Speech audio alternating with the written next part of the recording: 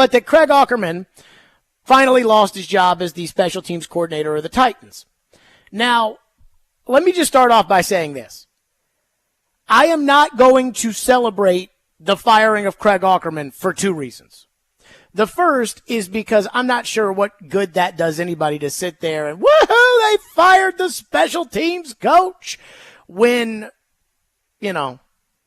the guy lost his job and it sucks. Now, it's one thing if it's a head coach.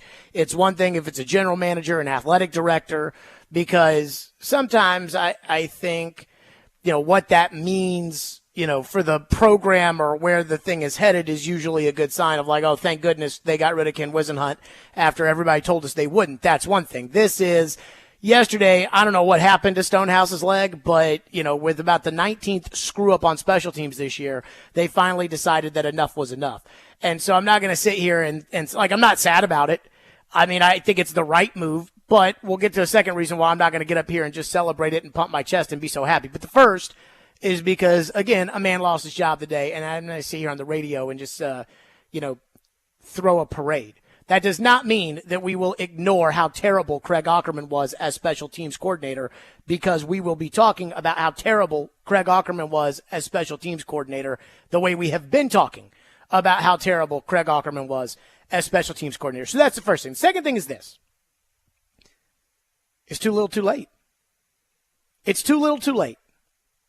The Titans yesterday lost because of special teams.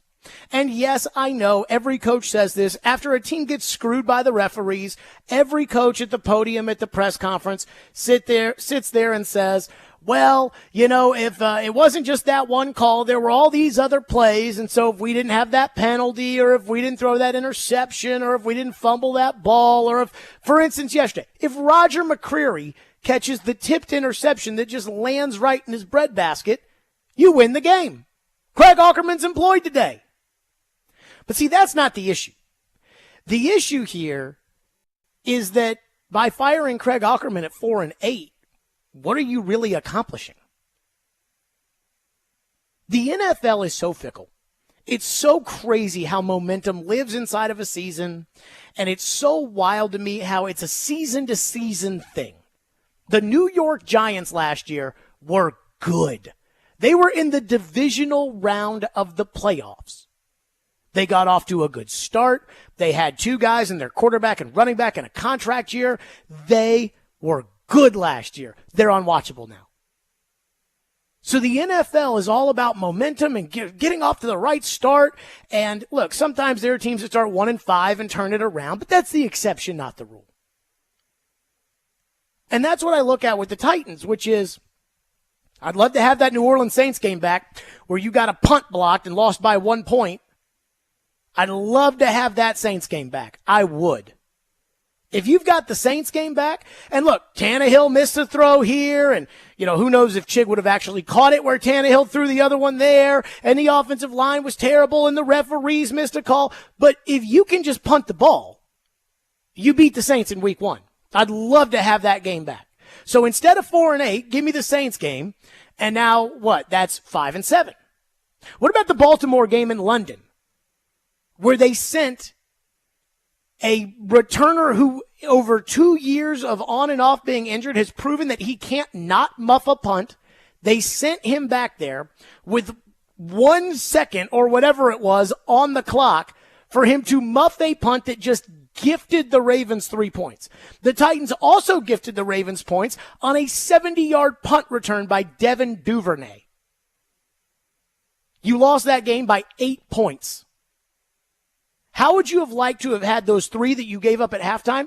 How would you have liked to have those at the end of the game when Malik Willis, who, by the way, shouldn't have been the backup quarterback, as we, I think, can now see from what we're looking at with Levis, but how would you have liked to have those 3 points back when you're sitting there on the goal line at the end of the game and now you're down 8, you're not down 11? I'd love to have that Ravens game back. Let's say the 2 special teams screw-ups cost you that game. Give me that one back. Okay, so now I'm 6-6. So I just went from 4-8 to 6-6 because of my special teams.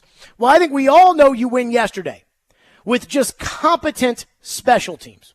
And again, unlike, say, getting Joe Burrow, You don't really have to be terrible or have to spend a bunch of money in order to be good on special teams. Because special teams players don't make a lot of money.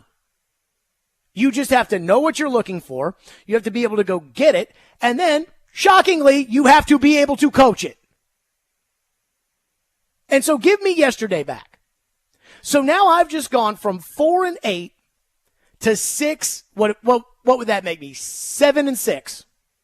From 4-8 to 7-6. Or 7-5. I can't even keep up with it. 7-5. That's it. 12. So I'm 7-5 now, and I'm in the playoffs. All because 3 games where my special teams unit didn't show up.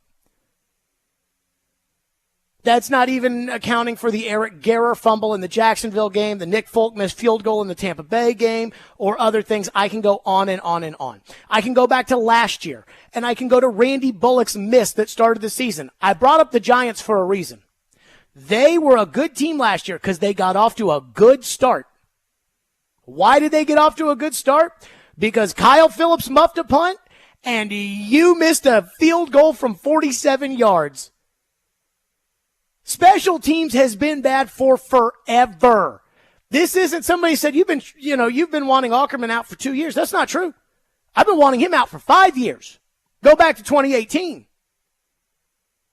And I've seen them lose countless games because of special teams, whether it was Adoree Jackson's inability to learn how to return punts, even though apparently Adoree Jackson was an electrifying punt returner at USC and was supposed to basically be like your Devin Hester when you drafted him. I remember the Jaguars game on Thursday Night Football 2019 where Adoree's trying to field a punt and somehow he ends up muffing it and Gardner Minshew scores and you lose. So that takes me to this.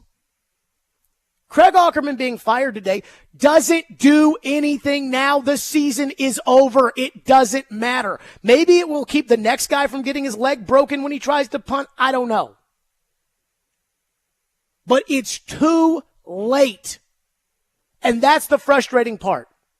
I feel like this was all, I almost feel like this wasn't even a move Vrabel really wanted. I feel like this was probably a move that was told to Vrabel. Because, quite frankly, we all saw the game. Like, they know that there's heat on Craig Ackerman, right? I mean, at the press conference where they hired Rand Carthon, I asked Mike why he decided to keep Craig Ackerman on the staff. And the reason I asked Mike that at the time was because when they fired Todd Downing and they fired Keith Carter, I was like, wait a minute, why haven't they fired Craig Ackerman? And so here I am at the press conference. I don't know when the next time Vrabel's going to talk. I've been sitting here on air just banging the drum to fire the special teams coach. I'm like, well, if I'm going to say it on the radio, I might as well ask him. And so I did. And the owner was sitting right there. Remember, Rand, go find us some returners. Ha, ha, ha. Remember that one? So the owner knows, even if she doesn't listen to the radio, even if the other owners don't listen to the radio, and I'm sure they probably do, but the owner knows that Craig Ackerman's under heat, right? Like, that's not something that you hear and then just forget about and don't think, okay, well, she's watching the same special teams too. And I don't know how many of you were watching the game yesterday where you were like, all right, that's enough. And so I don't even know if Vrabel wanted to fire Craig Ackerman. I mean, the way that he's defended him over the years, I would assume that he probably didn't. But regardless, it's too late.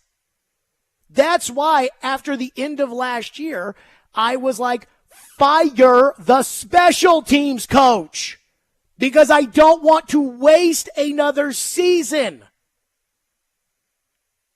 And everybody said, oh, no, Jared, you don't understand, and third and net punting, and oh, no, can't blame the special teams coach for the fact that they can't field punts, can't blame the special teams coach for the fact that they couldn't kick, can't blame the special teams coach for the fact that they hit a snapper in the neck, can't blame the special teams coach for jumping off sides on a field goal against the Eagles, can't blame the special teams. I mean, it's ridiculous. That's why, again, I went wild and crazy about the Titans after the Ravens game. That was the one. At 2-4, heading into the bye, I went crazy about the incompetence of the organization to put a 270-pound center out there and give him a second-round tender for $4.3 million. The fact that they sent Kyle Phillips back out there to return. The fact that they got Malik Willis as the back. That's why I went crazy. Because if you were going to make changes to save your season, that is when you should have done it. I mean, I guess today I can celebrate or be happy as a Titan fan in the fact that I know that Craig Aukerman won't be the special teams coach next year.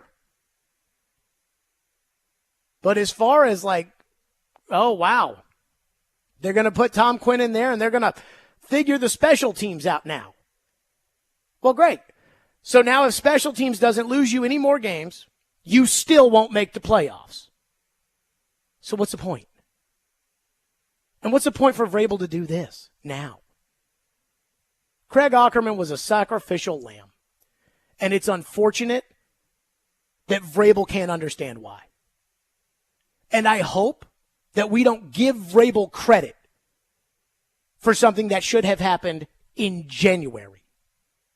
I hope that we don't sit there and act like Aukerman is all of the problem and that now it's all gone. Because he was a big part of it. But I'm not sure I trust Vrabel to figure out the second half of the special teams conundrum. And again, if he does, it'll be for next year, not for this year, because this year is already over. And this year is over because Mike Vrabel thought he was right. And remember, he played the game. You know, he's told us that when asked why he wouldn't make coaching staff changes. He's played the game, so he knows. But you'd still have a season if you had New Orleans, Baltimore, and Indianapolis. You don't. And don't even get me started about the other side of special teams, which is the fact that you could actually be good on special teams. I mean, we're talking about the special teams disasters, but you could actually return kicks and return punts and block kicks and block punts. But you don't ever do any of that. And we're not even asking for that anymore. We're just asking for you not to miss PATs. And they can't do that. 615-737-1025 is our phone number if you want to weigh in. 615-737-1025. We've got a lot of talking to do, but we will be getting to your phones early and often today. Again, the good news is that the Titans, at least somebody over there, has finally, figured something out. The bad news is it's too late. Now, before we get to your phones, there is another angle of this, the Vrabel angle of this, that I want to get to, and we'll do that next. 615-737-1025. And I don't think Vrabel really wanted to do this. I'll explain. Stillman and Company, 102.5, 106.3 The Game.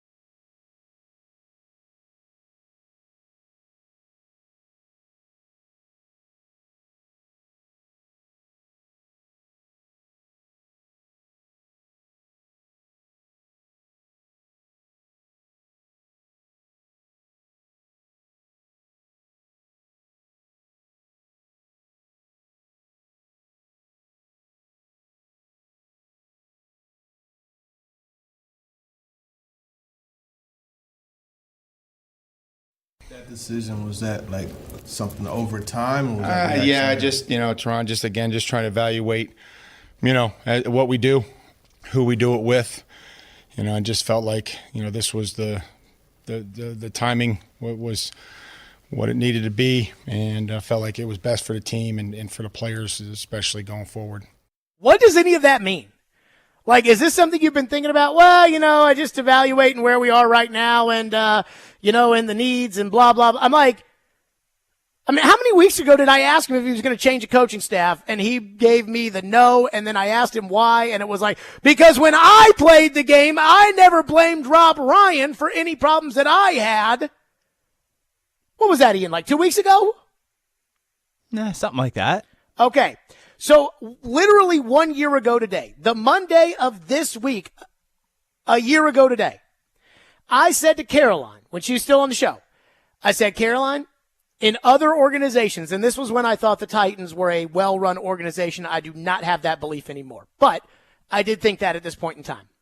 After A.J. Brown spanked the goalpost and you got embarrassed at Philadelphia, I said to Caroline, I go, in other organizations, i.e. ones with less stable owners, like Carolina, Indianapolis, those kind of places.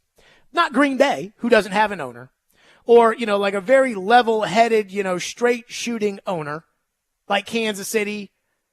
But in the bad organizations where it's constantly in flux, I said, that's the kind of game to get a coach fired. That game at Philadelphia where A.J. Brown literally embarrasses you on national TV. That is the kind of game that gets a coach fired. Now, I'm not talking about the head coach, but it'll get the secondary coach fired. It'll get the DC fired. And it'll get somebody fired. And Caroline was like, huh. And the next day they fired John Robinson. So I was right. It was the kind of game that would get somebody fired. I was just wrong. It wasn't a coach. It was the GM. And again, I thought the Titans were kind of a less volatile organization at that point in time. Clearly, I was wrong. Yesterday's game was the kind of game that gets coach fired. Like, that's why when Vrabel's like, I just felt like the timing was right. The season is over. This doesn't change anything about this season other than the next punter that they bring in, some rookie bozo out of Scarbini State, that maybe he won't get his leg snapped when he tries to punt. But other than that, like, the season is over, so it doesn't really matter. But again, that's why this game, this hit, if you will, it comes from the boss. And I'm sure Vrabel didn't like it, but I'm sure Vrabel understood it. Because, again, yesterday's game was absolutely the kind of game that gets a coach fired. Now, I don't know if the Titans ownership still thought that there was a chance for this season. I obviously did not, and I think many of you at this point probably hadn't. But the special teams were abysmal. They weren't bad. They were abysmal. And you lost to a division rival at home in a game that you shouldn't have lost. And quite frankly, here's the other thing, too, about this. You lost to an owner who, if I owned the Titans, I probably wouldn't like losing to very much, just because of how obnoxious he is. And I tweeted out, I always do after a Titans game or a Preds playoff game or something, we'll be on tomorrow at 2. And I said there, I'm like, I don't expect Craig Aukerman to be a Titan. And I saw somebody put out there and said, who actually thought he was going to fire Aukerman? I was like, I did. I thought he was going to fire him. And the reason why I thought he was going to fire him was because I didn't think it was going to be his call. I thought he was going to fire him because I felt like ownership was going to be so mad about the game yesterday that they were going to say, Mike, do it. And when the owner says, do it, you do it.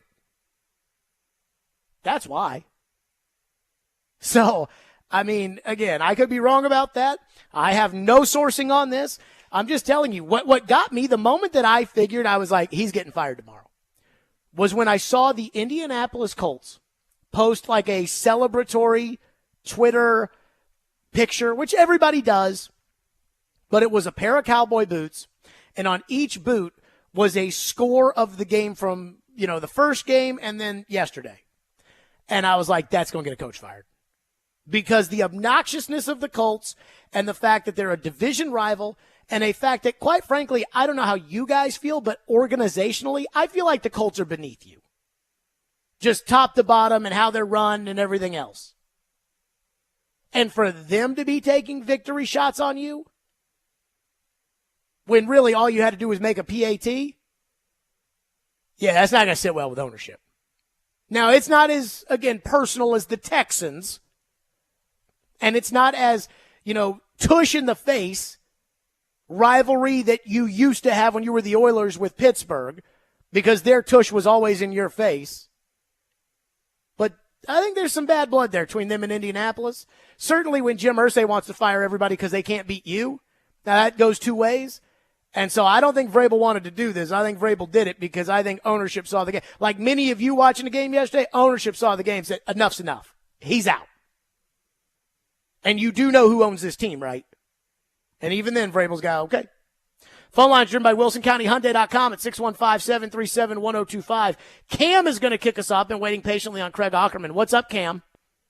Hey, so I called the midday show because I look forward to Monday reactions. I listen to all four shows. Thank you. And like I told them, I couldn't wait for your show because I understand the Craig Aukerman thing and, getting fired sucks and, misplacing a family and all that. I get all that. Sure.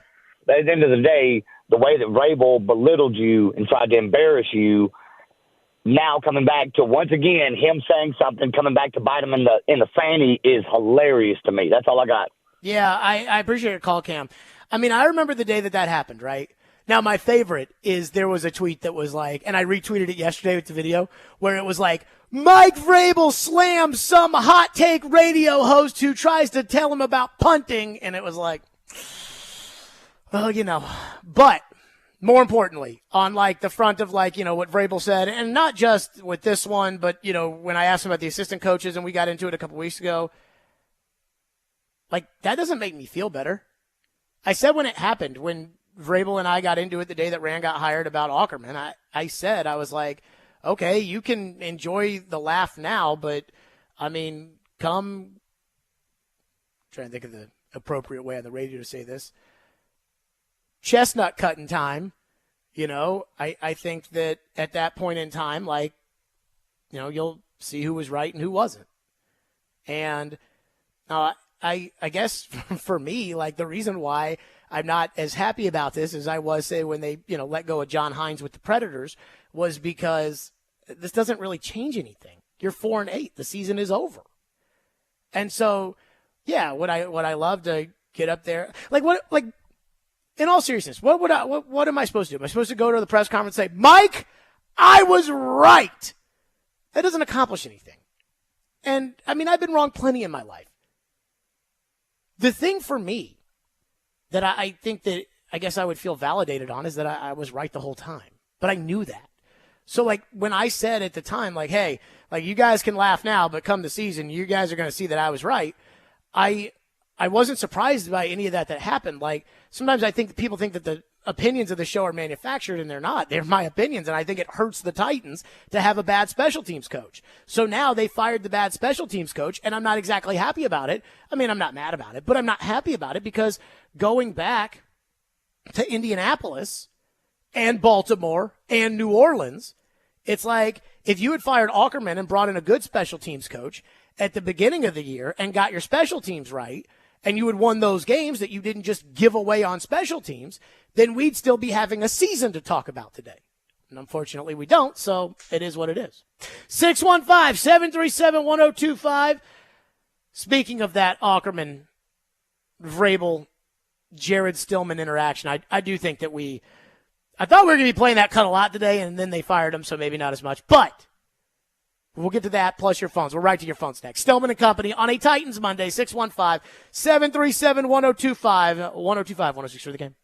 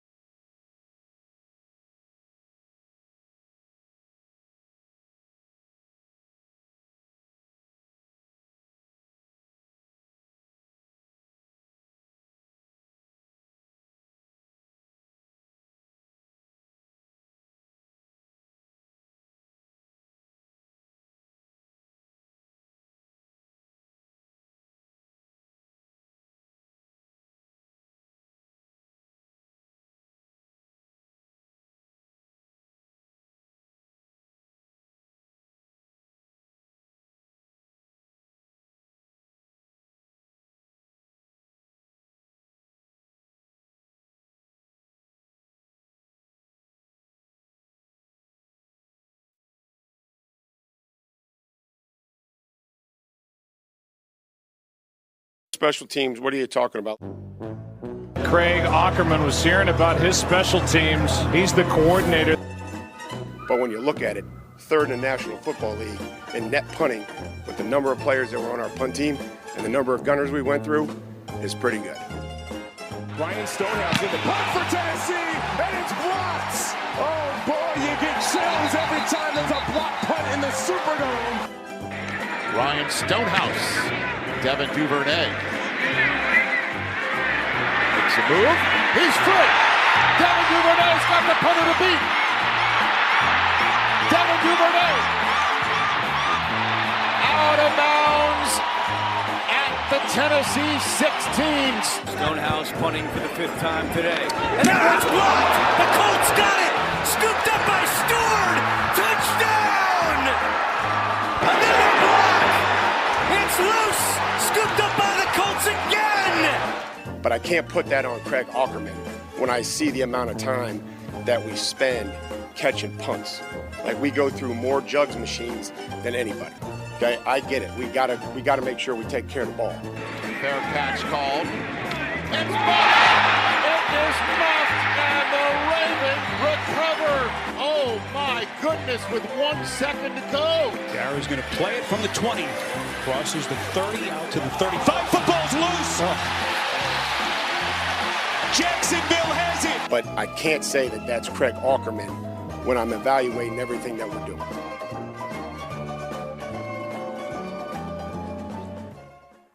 Oh, man. I mean, I tried. And I say this, I tweeted this out yesterday, and this wasn't exactly how I wanted to phrase this. When I said that you all got on me when I went to that press conference and I asked Vrabel about Ackerman, but I was doing you a favor.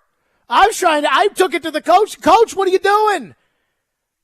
But I made it sound in that tweet like I was doing it for you when really I was doing it for me, because as a Titan fan, I can't stand to watch this stuff anymore. I promised phones. Phones are where we go. Karen has been waiting patiently and is up next on today's news of Craig Ackerman. Thank you for calling on a Titans Monday. Go ahead, Karen. Hey, Jared. When I heard the news about Ock, I couldn't wait till 2 o'clock got here because you've been harping on this issue for forever. So great job. You were right. So do you think you said they'd be calling some rookie Scarbini, but do you think they'd give Brett Kern a call? So if the Titans were 8-4 and not 4-8, yeah, I think they would. I think Brett Kern would be the first call they make. But at 4-8, you're not making the playoffs. So what's the point of bringing Brett Kern back? And I understand the question. And Chase asked today, Karen, thank you for your call. Chase asked today about the idea of, he asked Brett Kern straight up, like, would you do it? And Brett was like, well, I'm in pickleball shape and I'm in basketball shape, but I don't know if I'm in, punting shape. And I'm like, okay. And then, Vrabel was asked today if they were going to call Brett Kern, and he's like, we're going to call everybody. So in both cases, Brett didn't shoot it down and Mike didn't shoot it down. The problem is other than the warm and fuzzies of, oh, it's great to see Brett Kern back out there, what's the point? Like, the last game Brett Kern kicked in was the NFC Championship game. What is the point in bringing Brett Kern back? Now, if San Francisco's punter went down and they called Brett Kern, I don't think Brett would pick up the phone and say, oh, yeah, no, I'm in basketball shape and pickleball shape. I think Brett would say, yes, sir, Mr. Shanahan, I will be there. And then also for you, wouldn't you be better off? We complain about money all the time around here, right? Oh, Jared John Robinson ruined this team with the cap. Even though we know that that's not true. We do know that the Titans probably try to limit some of the spending that goes out. And you get some rookie nobody out of nowhere state, and it's like, okay, well, we're paying him the league minimum. You bring in Kern, you got to pay Kern. If you want Kern to give up his lifestyle right now to come in here and punt for a 4-8 team, you're going to have to pay Brett Kern some money. And so I think that leads me to a big no. Again, that's my thing about the Ackerman news. It's too late. It's too late. The season's over. It doesn't matter. Jeffrey Simmons is out for the next couple of weeks with whatever it may be. You're playing a rookie quarterback. You're 4-8. You're 0-3 in the division. The season is over. So, again, the idea of bringing Kern, it doesn't matter. Billy is up next here on our program. Thank you for calling and thank you for waiting. What's up, Billy? How's it going, Jared? I'm calling from the heart of Colts country, diehard Titans fans. These Colts losses sting me more than anything. Two questions, really. Is this rock bottom? Can it possibly get any worse? Can they figure out any more ways to lose games? And second question, what's your faith in Vrabel to fix this? Thanks for your time, buddy. All right, I'll start with rock bottom. You do know what the next game is, right? Ian, what's the next game? Oh, it's going to be bad. It's the Dolphins on Monday Night Football. Now, luckily for you, just like that Bills beatdown you took last year, this is one of those weird fakakta double headers where one game's on ABC and one game's on ESPN. And you know that they always put the Titans on ESPN because they don't want to put the Titans on ABC. So there's another game going on. I don't know what the game is on ABC, but that's the game that more people are going to watch than you in Miami. And so that may be good. But as far as rock bottom, you may give up 80 points on Monday Night Football. I mean, this defense is so bad. It is so pathetic how terrible this defense is, and Jeffrey Simmons won't be playing. I mean, Will Levis drives you down the field. You kick a field goal with Ryan Tannehill holding. You kick a miracle field goal in order to take the lead in overtime. And what's crazy is, like, individual guys on defense. Danico Autry played his freaking tush off yesterday and almost had one of the most incredible game-winning plays when he got to the quarterback, hit the ball in the air, and almost intercepted it, and it would have won you the game. I mean, that was incredible what Danico did yesterday. But as a whole, you go down the field, you kick a field goal, they come right, they just throw a 55-yard bomb to set up a touchdown. It's like, oh, God, and then you got Trey Avery singled up on Michael Pittman. Oh, God, I wonder who's going to win that. And so then they throw it there, and Matt Ryan's on the TV broadcast. It's like, they run the same play again. They're like, oh, yeah, no, we just screwed that up. Let's run it again. This defense is horrible, and that team has Tyreek Hill. So you talk about rock bottom right now. Rock bottom might be Monday night. National TV losing 80-0. That might be rock bottom. Like, you are in trouble on Monday night. Michael is up next here on our program. Thank you for calling and waiting. What's up, Michael? Hey, thanks for taking my call. Sure. Yeah, I think the worst part about that loss, like you mentioned earlier, was about how the Colts are top to bottom as an organization just beneath us. And I would be 100% about that. Everything post-Peyton Manning that they've done has just reeked of incompetence. But the problem with that is we are slowly but surely every single week that we play a football game getting closer and closer to them, to the point that we're very, very close to being dead even with the level of incompetence of that organization.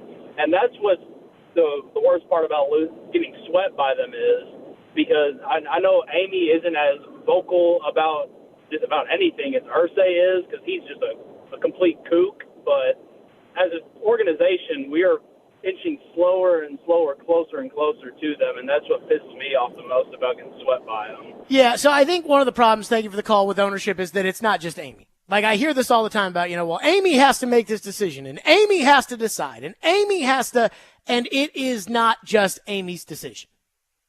It is, every time you listen to Vrabel talk about the ownership, anytime it comes up, and he is always sure to mention Amy, Kenneth, and Barkley. Now, I don't know Barkley. I like Amy and Kenneth. I do. A lot. I think that they are good people. From what I know of them, my interactions with them, just, again, I like them. I do. But I do wonder if some of that is an issue where it's like, this person won this person won that, and this is it. It's like somebody's got to make Uncle Junior the head of the family. Like, they just do it. And that is, a kind of a side issue here. But it is starting to kill me about how the Titans, in an era of incompetent owners, and the incompetence of ownership in the NFL, I think, comes from two places. One is that it's the kids of the original owners, right? Like, so Mark Davis is a stooge with the Raiders. Jim Irsay is a perfect example of that. Total stooge. His dad owned the team. He died, gave it to him, and he's a stooge. He didn't do anything to earn that team. He just inherited that. So I think that's part of the stooginess of ownership. And then I think the other part of it in the NFL is that all these rich people are coming in, and it's more of an ego thing, I think, than it is like, running an organization. It's like, I worked my whole life for this $20 billion, and now I'm going to spend 6 of it on a football team, and I want to be Jerry Jones and holding up the Lombardi and everybody in my city chanting, Jared, Jared, Jared. And it's like, I don't think that's how, like that's not what Paul Allen was doing when he was running the Seahawks. You know what I mean? So I look at this and I think, okay, all these incompetent owners are out there. And right now, they look smart compared to your team. Jacksonville hired Urban Meyer to run their football operation and paid him a fortune. And now Jacksonville got smart.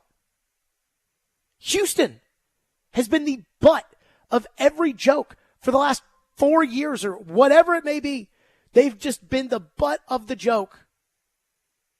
And now they look like they're headed down the San Francisco path with a quarterback. And now you can't even beat Indy with a backup quarterback, and they're still all screwed up over there. It is disheartening. Very disheartening. 615-737-1025 is the phone number, 615-737-1025. I know we all know about the blocked punts, and I know that we know about, again, how bad special teams has been this year. And I think people were surprised when Craig Aukerman got fired today that Vrabel actually did it. I don't think that anybody was questioning kind of I don't think anybody was questioning like the validity of doing it, or was it the right decision. I think everybody, kind of knows. There was something that I heard on the radio broadcast yesterday from Mike Heath that I am absolutely dumbfounded by, which we'll touch on next. Hey, Preds fans, don't miss this Wednesday night Smashville Live at Brewhouse 100 in Bellevue at 6 o'clock. See your Predator star players up close and personal. This week's special guests are Cody Glass and Colton Sissons. Smashville Live is brought to you by the Black Abbey Brewing Company.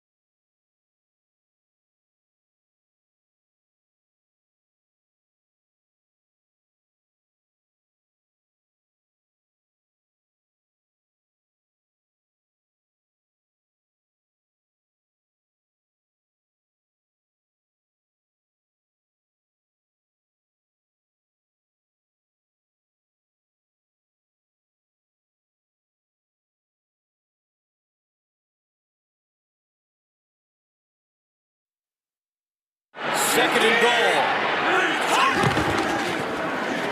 Levis to the end zone. Touchdown! DeAndre Hopkins. And keep this in mind. Ryan Stonehouse, the holder, is out. So Ryan Tannehill, who held in college at Texas A&M, will hold for the extra point. Well, this is beautiful. DeAndre Hopkins fakes to the outside, comes back to the inside. It's man-to-man coverage, and the defenders pass it off. Meaning, just like it's in basketball, you're switching. You're switching coverage. Pass it off, and you go right behind it. Good execution by the Titans right there. So Tannehill holding to give the Titans the lead, and it's no good! Folk misses the extra point. So I saw the missed extra point yesterday, Tannehill out there. Let me start by saying this. I'm not mad at Tannehill. And I think that was a bad hold on Tannehill's part. I think the ball was, first of all, we've all seen Ace Ventura, right? Laces out, and I don't think the laces were out. And secondly, I thought the ball was maybe tilted a little bit. I didn't think it was a terrible hold, but I think there's a lot that goes into holding. I mean, Floyd told me a story that when he became the special teams coach, I want to say the Vikings, either the Vikings or Detroit, I can't remember. Jan Stenerud, who is in the Hall of Fame as a kicker, invited him, the special teams coach, him, the long snapper, and the holder over to his house for dinner before training camp. He was like, wow, that's a really, that's what leaders do, team bonding, and, our wives are going over there for dinner. And he said that before food was served, they were in the living room, and Jan Stenerud was showing them exactly how he wants the ball held, exactly how he wants the ball snapped, exactly all of those things. So I do think that there is something, that there's probably a lot that goes into it. I also don't think it's rocket science, and I do think that Tannehill got it figured out for the field goal in overtime. But when I was in the car listening to overtime on my way home from the game yesterday, I was listening to Mike Keith, and Mike Keith said, and Mike may be wrong about this, or maybe I am doing a bad job of paraphrasing this. He said Tannehill's never practiced that. And I'm thinking of, wait a minute. So you mean to tell me that all these meetings that these guys have, and Ian, how many meetings were we told they have a day? 50 billion. And how long are those meetings? Hours and hours. And is there anything that we were told through the 5 years of working with the old man that was not, every scenario has gone through multiple times. So not one time did they sit there and say, hey, you know what? Let's practice the procedure of what happens if our punter gets hurt and we need somebody else to hold. Not once. So I was at training camp this year almost every day. I saw Hassan Haskins get handoffs with the number one offense. Hassan Haskins, who was never going to play football this year because of his off-the-field issues and because he's really not that good. But I watched Hassan Haskins and Julius Chestnut get handoffs with the first team. And you're telling me that we didn't at one point have a discussion about, hey, what do we do? Like, let's say that, knock on wood, we hope nothing happens to Stonehouse, but let's say he gets concussed and they take him out of the game. Who's going to hold? We didn't cover that in the meetings. I mean, I could not believe that yesterday. That is incompetence. And I have to assume that that's right because Tannehill tries to go out there and hold the ball, and he looked like a fish out of water doing it. And then they're over there on the sideline. I did laugh when I saw Tannehill with the tablet when he was standing there on the sideline and he's looking into it. I wanted to be like, babe, unless you're watching a tutorial on that computer about how to hold a football, that thing ain't going to help you here. Like, you need to, put your hand out, catch it, spin it, hold it. But, again, I'm not mad at Tannehill, but he looked like a fish out of water, like he hadn't done this since college when he was out there doing it. And I'm like, not at one point did we ever have the discussion. During OTAs. Hey, it's March 3rd. What are we going to do if something happens to the punter? Oh, let's practice it for 20 minutes. And they didn't do that. And again, that's what I think I heard Mike said, because when I heard that, I'm like, you've got to be kidding me. But again, that level of incompetence is what I am used to when it comes to the Titans, especially on special teams. So I guess I shouldn't be that surprised by it. Oh, there's also one other thing I want to quickly touch on. The amount of people yesterday that were complaining about a roughing the punter penalty on the 2 blocks. Do you people realize that if you don't punt the ball, you're not protected? Like, it's like a quarterback, right? When do they call roughing the passer? After you've thrown the ball. So in order for there to be roughing the punter, or I guess roughing the kickers, or running into the kicker or any of those, in order for that to be the case, like, you have to punt the ball. He didn't punt the ball. So, you Titan fans, I mean, one of my friends is like a big hockey guy from Boston, and we go to the Preds Bruins game sometimes, and he'll be like, oh, I can't stand the Nashville fans because they don't know when a penalty's called. They don't know hockey. They don't. I'm like, it ain't hockey. It's just, like sometimes these people don't know football either. I had a guy sitting next to me at the game that was like, they got to throw the flag on that. I'm like, yeah, just let it go. James is up next, 615-737-1025. What's up, James? What's up, man? Go ahead. Well, first thing is we're not going to win another game, to be honest. And we currently sit at 8th in draft order. The day after the Patriots hire a coach or trade for ours, Mike Vrabel needs to be fired. We're going to pick in the top 5, possibly even as high as 2 or 3, even if it's by trade. I'm not above looking for a new quarterback. So, James, let me say this, because I know you and I have had our disagreements over the years, correct? Correct. I 100% agree with you. And all of it, or which part? The waiting on the Patriots, and I mean, what you're insinuating is that if the Patriots hire somebody who is not Vrabel and thus you can't trade him, you'd then turn around and fire him. Correct. That's what I would do. Thank you for the call, James. That's what I would do. I mean, I take firing coaches like very seriously on the radio because I think it's very easy. The sports people's response anytime that somebody talks about firing somebody on the radio, TV, whatever, is there's kind of like this, oh, you don't know what you're talking about, or, oh, you fans have it so easy, you just say whatever, you don't understand how hard our jobs are, and things like that. So I try to be empathetic to that, or maybe the understanding of, I don't feel like it would be right to go on the radio every day and say fire the coach, and then the coach wins 3 in a row and say, oh, he's I mean, why would we ever think, why would anybody ever say fire the coach, right? It's like every time we bring up the disastrous mistake of trading A.J. Brown for Treylon Burks, I always preface it by saying that when it happened, it was a move that I was in favor of. And so, I mean, I almost, again, I know what the word culpability means. And so while I don't think I'm culpable for the A.J. Brown trade, I do feel a sense of responsibility in terms of, hey, I have to admit to the audience that at that time I thought that was a trade that was going to work out for this organization. So I take the whole idea of firing a coach on the radio, I take that very seriously. But if I owned the football team, like Mike Vrabel wouldn't be the coach of this team next year, one way or another. And I would absolutely be trying to trade him to the Patriots. I would absolutely be trying to trade him. I mean, there's going to be so many openings this year.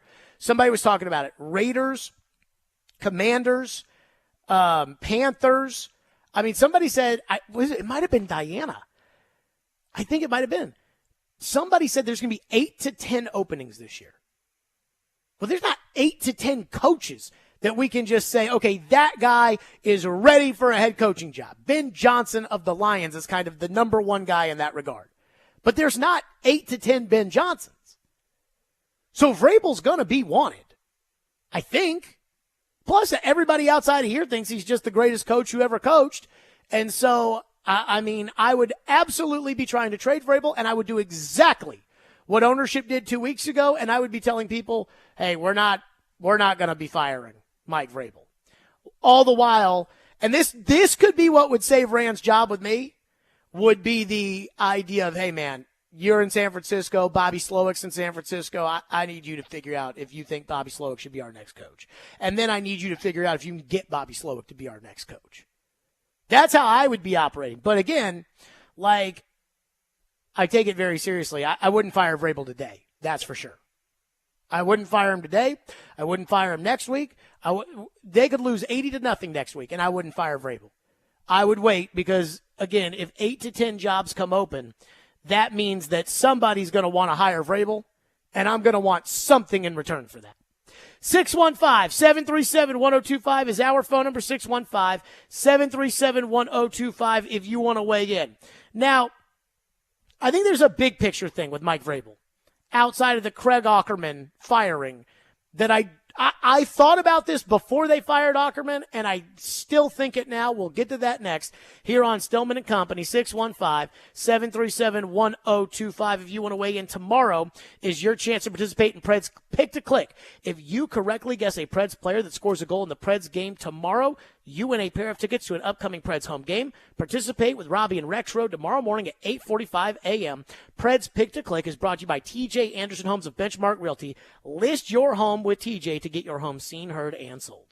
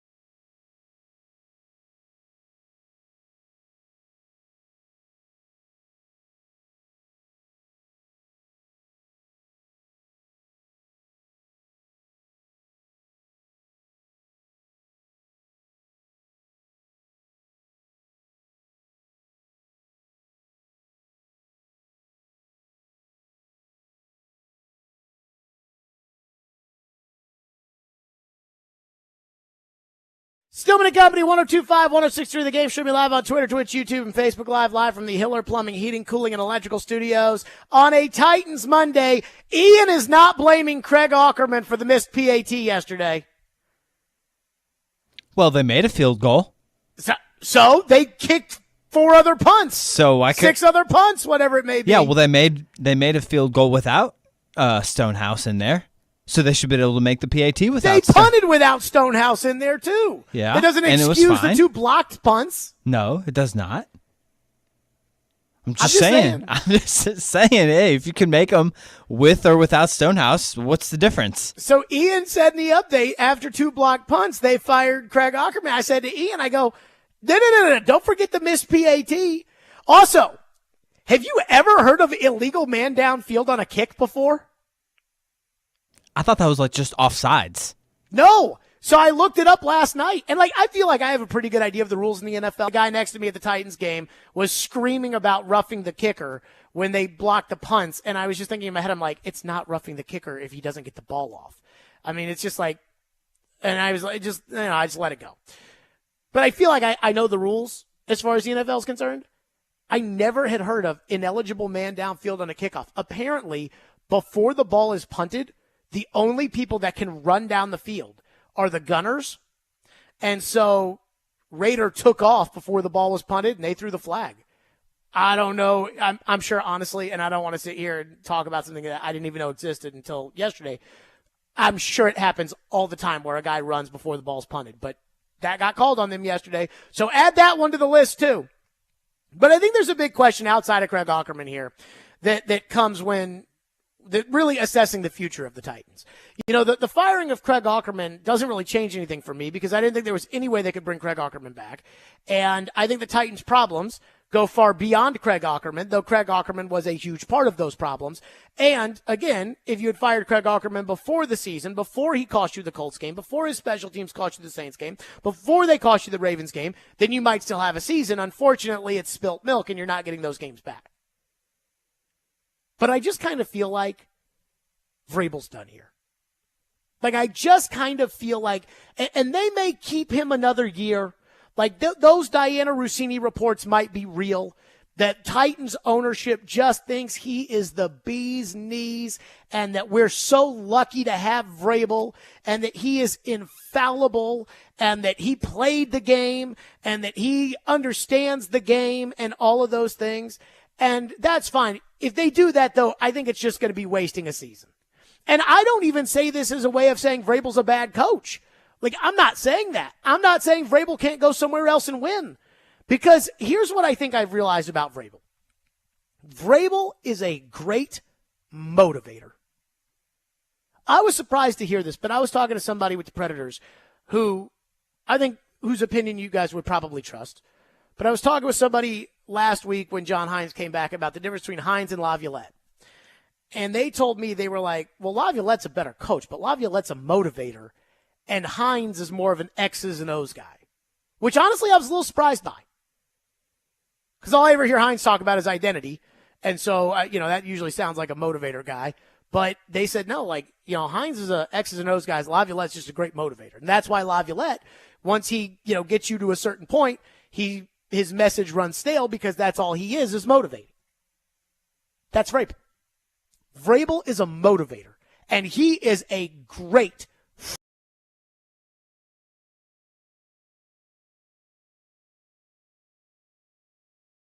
quarterback and has the left tackle and has receivers and has Bosa and has a corner and has Derwin James. Like, I could see the Chargers taking off next year with a 4th place schedule, a high first round draft choice, and Mike Vrabel is their coach.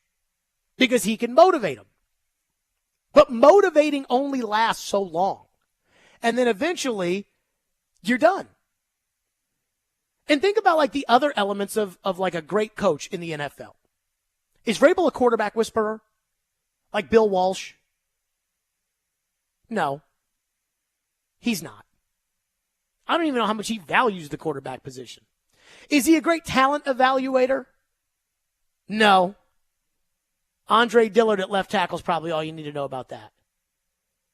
Is he a great strategist? No. He's a motivator. And so while that might be a redeemable quality somewhere else, I just think the reality is that his tenure here has run its course.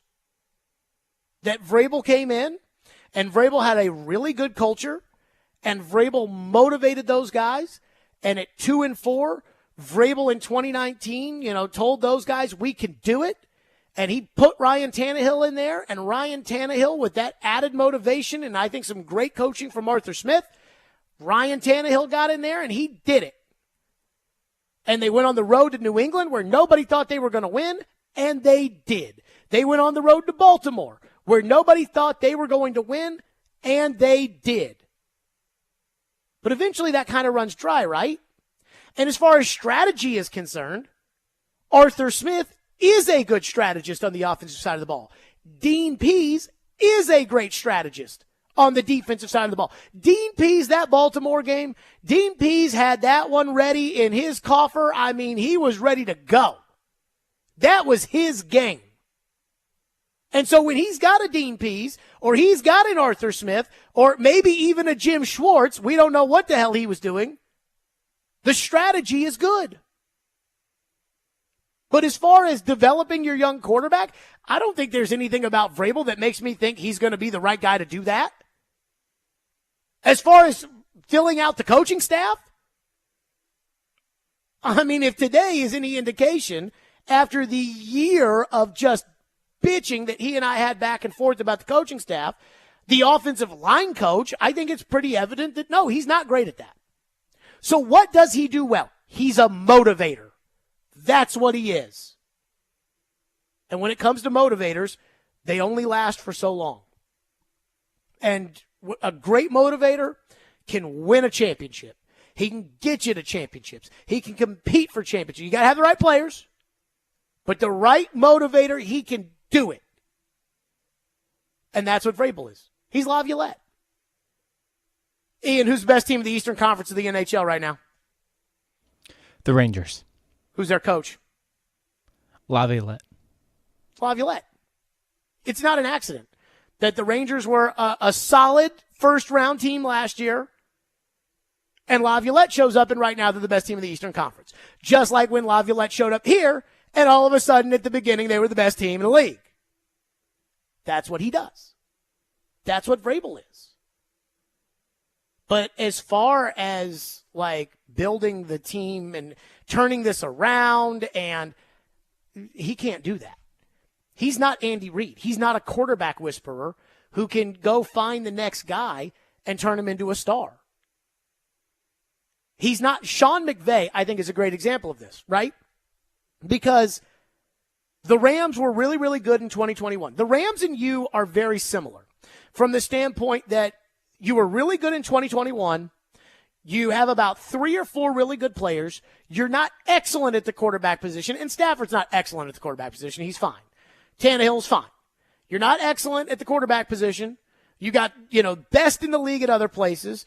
In your case, it's your running back. Their case, it's their defensive tackle. A great receiver. They have Kupp. You had AJ. And, you didn't have any draft choices. They didn't have any draft choices because they chose to trade them for Jalen Ramsey and Matthew Stafford. You didn't have any because you blew them. So last year, both teams dealt with a lot of injuries, and both teams were terrible. This year, the Rams started the year off pretty bad. Andrew Wentworth had retired 2 years ago. Their offensive line was a mess. The Rams are spending almost no money on that payroll, just like you. But because Sean McVay is a great strategist and is a great quarterback developer and is a great offensive guru, they figure a way around the offensive line. They lose Cooper Kupp to injury. No, they just go draft Puka Nacua in the 5th round. He becomes the new Cooper Kupp. They run through a new running back every week. And yet McVay just keeps winning, and they're right there in the mix in the NFC playoffs. They've got a lower payroll than you. They played a much tougher schedule than you. They've played Dallas. They've played Philly. They've played San Francisco. They played Joe Burrow. They played a tougher schedule than you. and the Rams are still good because McVay is a great strategist. He has something there. For Vrabel, it's all just let's go, let's go, let's go. And that does work, but only for a certain period of time.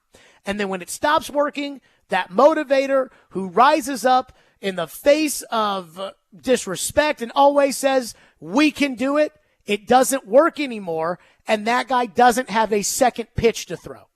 And that's Vrabel. And so that's why when it comes to Vrabel, I mean, I do think there's a chance Vrabel goes somewhere else and has success. But I don't think he's going to have it here. 615-737-1025 is our phone number, 615-737-1025 if you want to weigh in on that. And then for the Vrabel's such a great coach crowd, which I don't think that's as much local as it is national. There was one question I walked away from yesterday's game. I just, somebody's got to help me out with this. We'll get to that next on your phone. Stillman and Company on a Titans Monday, 102.5, 106.3 The Game.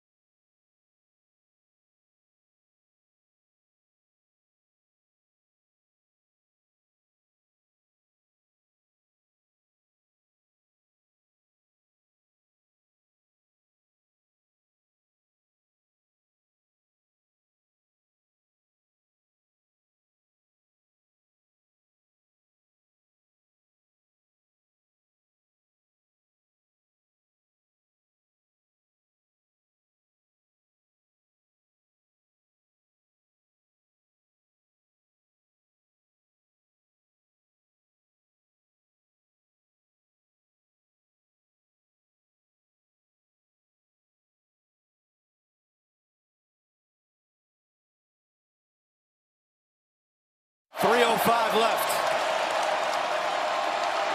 Minshew, here's the deep shot, looking for Pierce. He's got it! Pierce at the 5 and down at the 2.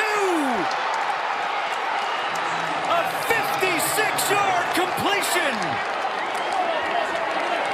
Tiki, you said it. At some point, they've got to throw the ball down the field vertical. Who is their vertical threat? Alec Pierce is their vertical threat. They've missed on a couple times today. They hit the one touchdown, but came up big at a critical time for a massive, massive game for this Indianapolis Colts team. They've got the same look, man-to-man coverage up top. 2nd and goal. Minshew going back that way. End zone. Touchdown. Ball game. Colts win. Michael Pittman does it.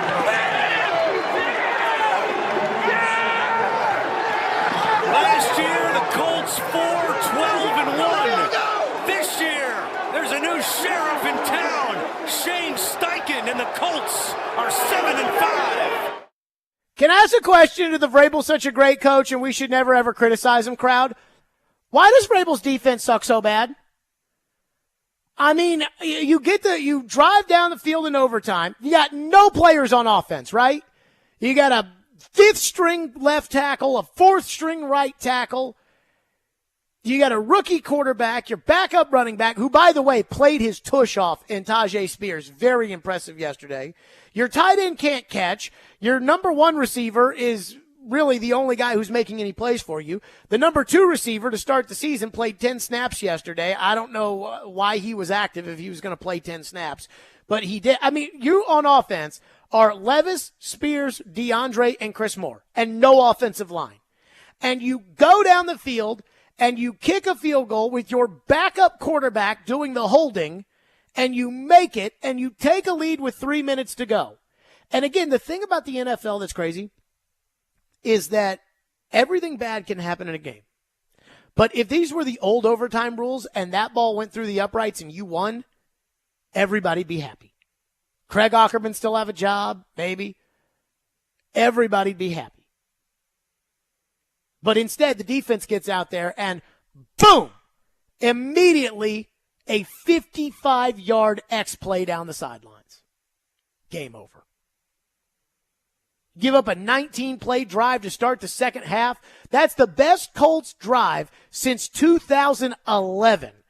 I was in college the last time the Colts had a drive like that. I mean, the 1 year Vrabel was defensive coordinator, they were 32nd in the NFL. So when he's got Dean Pease or Jim Schwartz on staff, grown-up defensive coaches that know what they're doing, the defense is not that bad. When they're gone, it's been utter horse crap. And this year's defense, you want to give me the 2020 defense, you want to say, okay, well, that defense, Christian Fulton was hurt, and Jonathan Joseph was a bum, and Clowney sucked, and Beasley was terrible, and so it was Harold Landry and Jeffrey Simmons and a bunch of nothing out there. If you want to argue that, fine. You can say it was personnel related. But they went out, spent some money, and they brought in Jim Schwartz, and by the middle of next year, the defense was good again. By the end of the year, the defense was great. Last year, the defense had its problems, but for the most part, the defense gave you a chance, including the last game of the season on the road at Jacksonville with Josh Dobbs at quarterback. That defense gave you a chance. Jim Schwartz leaves, you go right back down the toilet with the same players that you had last year when you weren't that bad. Somebody has to explain that to me. And I understand the idea that Vrabel's a leader of men, and as I said, he's a motivator. And so maybe he's not one side of the ball or the other side of the ball. Like, he's not going to farm out a side of the ball and just sit there and bury his head in his play sheet like a lot of these offensive coaches do nowadays. And that's fine. But don't you at least have to be, I don't know, not horrendous on your side of the ball? So I don't get this. Like, and again, Vrabel's biggest strength, and it's probably his only strength, is motivating, right? He's not a great strategist. He is not a quarterback whisperer. He's not a guru. He's not any of that. I mean, he is a motivator. That's what he is. Does anybody think that Andy Reid's only strength is to motivate? Or Kyle Shanahan, that all he can do is motivate? One of the things about the Texans, and I know everybody makes this out to be about C.J. Stroud all the time, Texans defense is much better now that DeMeco Ryans is running that team. Why every time has Vrabel been left without a veteran established defensive coach on the staff why does it seem to always go right down the crapper? So again, I'm not asking you guys that probably feel the same way that I do, and I think most people around here probably feel the same way I do about Vrabel and the defense. And yeah, the defense was horrible yesterday. And I mean, that includes a superhuman effort from Danico Autry. And I thought great toughness exhibited by Jeffrey Simmons trying to gut through that knee injury, and he's going to be out for a little bit. But why is it so bad? And why wasn't it bad when Schwartz was here? And why wasn't it bad when Pease was here? I mean, they weren't perfect, but they had their issues, but they certainly were not. I mean, this Titans defense is toilet paper soft. Like, it's embarrassing. And so every time that Diana Rossini goes on TV and tells me how great of a coach Vrabel is, or every time I hear people say, oh, Vrabel, he's so great, Dad, I'll tell you. Somebody has to explain to me, if he's so great, why does his defense suck so bad, his offense suck so bad, and his special teams suck so bad? And when you can explain that to me and still tell me why he's so great, then we can have a discussion. 615-737-1025 is the phone number if you want to weigh in. Texter says, Jared, is Ron Rivera a motivator? See, I don't know enough about Ron Rivera other than I am not impressed. Just basically, you know, I think he does a lot of wimpish stuff, like when he didn't go for 2 against the Eagles earlier this year. I thought that Ron Rivera's admission at the press conference that he didn't know if Sam Howell was good until Taylor Heineke told him, I thought was really bad. Like, shouldn't the head coach know who's good and who's not, and not need to be told by the backup quarterback who's good? And then also that Carson Wentz thing last year when he basically went to the podium and said that the reason why all the other NFC East teams were good except for his was quarterback play, especially considering that one of them had Daniel Jones. I think he's kind of a clown. But as far as is he a motivator, I don't know. I haven't covered him. I haven't whatever. Mark in the Borough says, you're 100% correct. The thing about great motivators is they have to have good coaches, managers, and day-to-day guys teaching the tactical side. If not, all you have are words, and that falls short. See, when I think of like a great motivator, I'll tell you who I think a great motivator is. Dabo Swinney at Clemson, I think, is the perfect example of a motivator-first coach. And I know that, Clemson's fallen on hard times this year, and they have to play a bowl game against Kentucky. But I feel like once Dabo adjusts to the transfer portal and all that other stuff that he, hates, I'm sure that they'll get back to winning soon enough. Maybe not competing for championships, but when he was paying Brent Venables and Tony Elliott like $2 million each to run the offense and the defense, that was perfect. Like, that was perfect. He was great at the recruiting and the managing and the motivating. And now those guys are gone. And the game's changed, and he's struggling with that if he doesn't have the same caliber of assistants. Texter says, and I wouldn't know this. Like, I don't know enough about football to be able, nor do I watch the Titans defensive film like I watch the offense. Says, Bowen isn't using any of the stunts, schemes, and blitzes that Jim Schwartz used. He didn't learn a damn thing. I mean, I got to tell you, I don't even know what Jim Schwartz did, right? Like, remember how much talk there was when they hired Schwartz about, who's doing what between Schwartz and Bowen and Vrabel, and Schwartz didn't talk to the media, so nobody knew what he did. And then when Vrabel was asked about it, Vrabel was like, well, I'm the head coach, and so I'm the one who makes all the decisions around here. And then when Bowen would talk with the media, Bowen would talk about how Jim was helping him out. Like, it was very territorial the way that they would use those press conferences. So I don't know what Schwartz did or didn't do. I just know this. I know when Dean Pease was there, they ran a defense that looked like they had a clue. And that when Jim Schwartz was there, they looked like a defense that looked like it had a clue. And this defense sucks. Like, I mean, special teams lost to the game, and it's very easy to say, okay, the punt blocks and the missed PAT and that is what. But defense did not help you yesterday, outside of the interception return for a 2-point conversion, which I don't think I've ever seen that in the NFL. Oh boy, that was a wild and crazy string of events. Texter said, what ticked me off yesterday was Vrabel made no effort at all to complain or challenge the hit on Henry, which took him out of the game. Did you think that was a dirty hit, Ian? I don't think so. I didn't think that was a dirty hit either. All right, we're loaded on your phone, so we're to them next. 615-737-1025. Plus, here's one other thought I have on Vrabel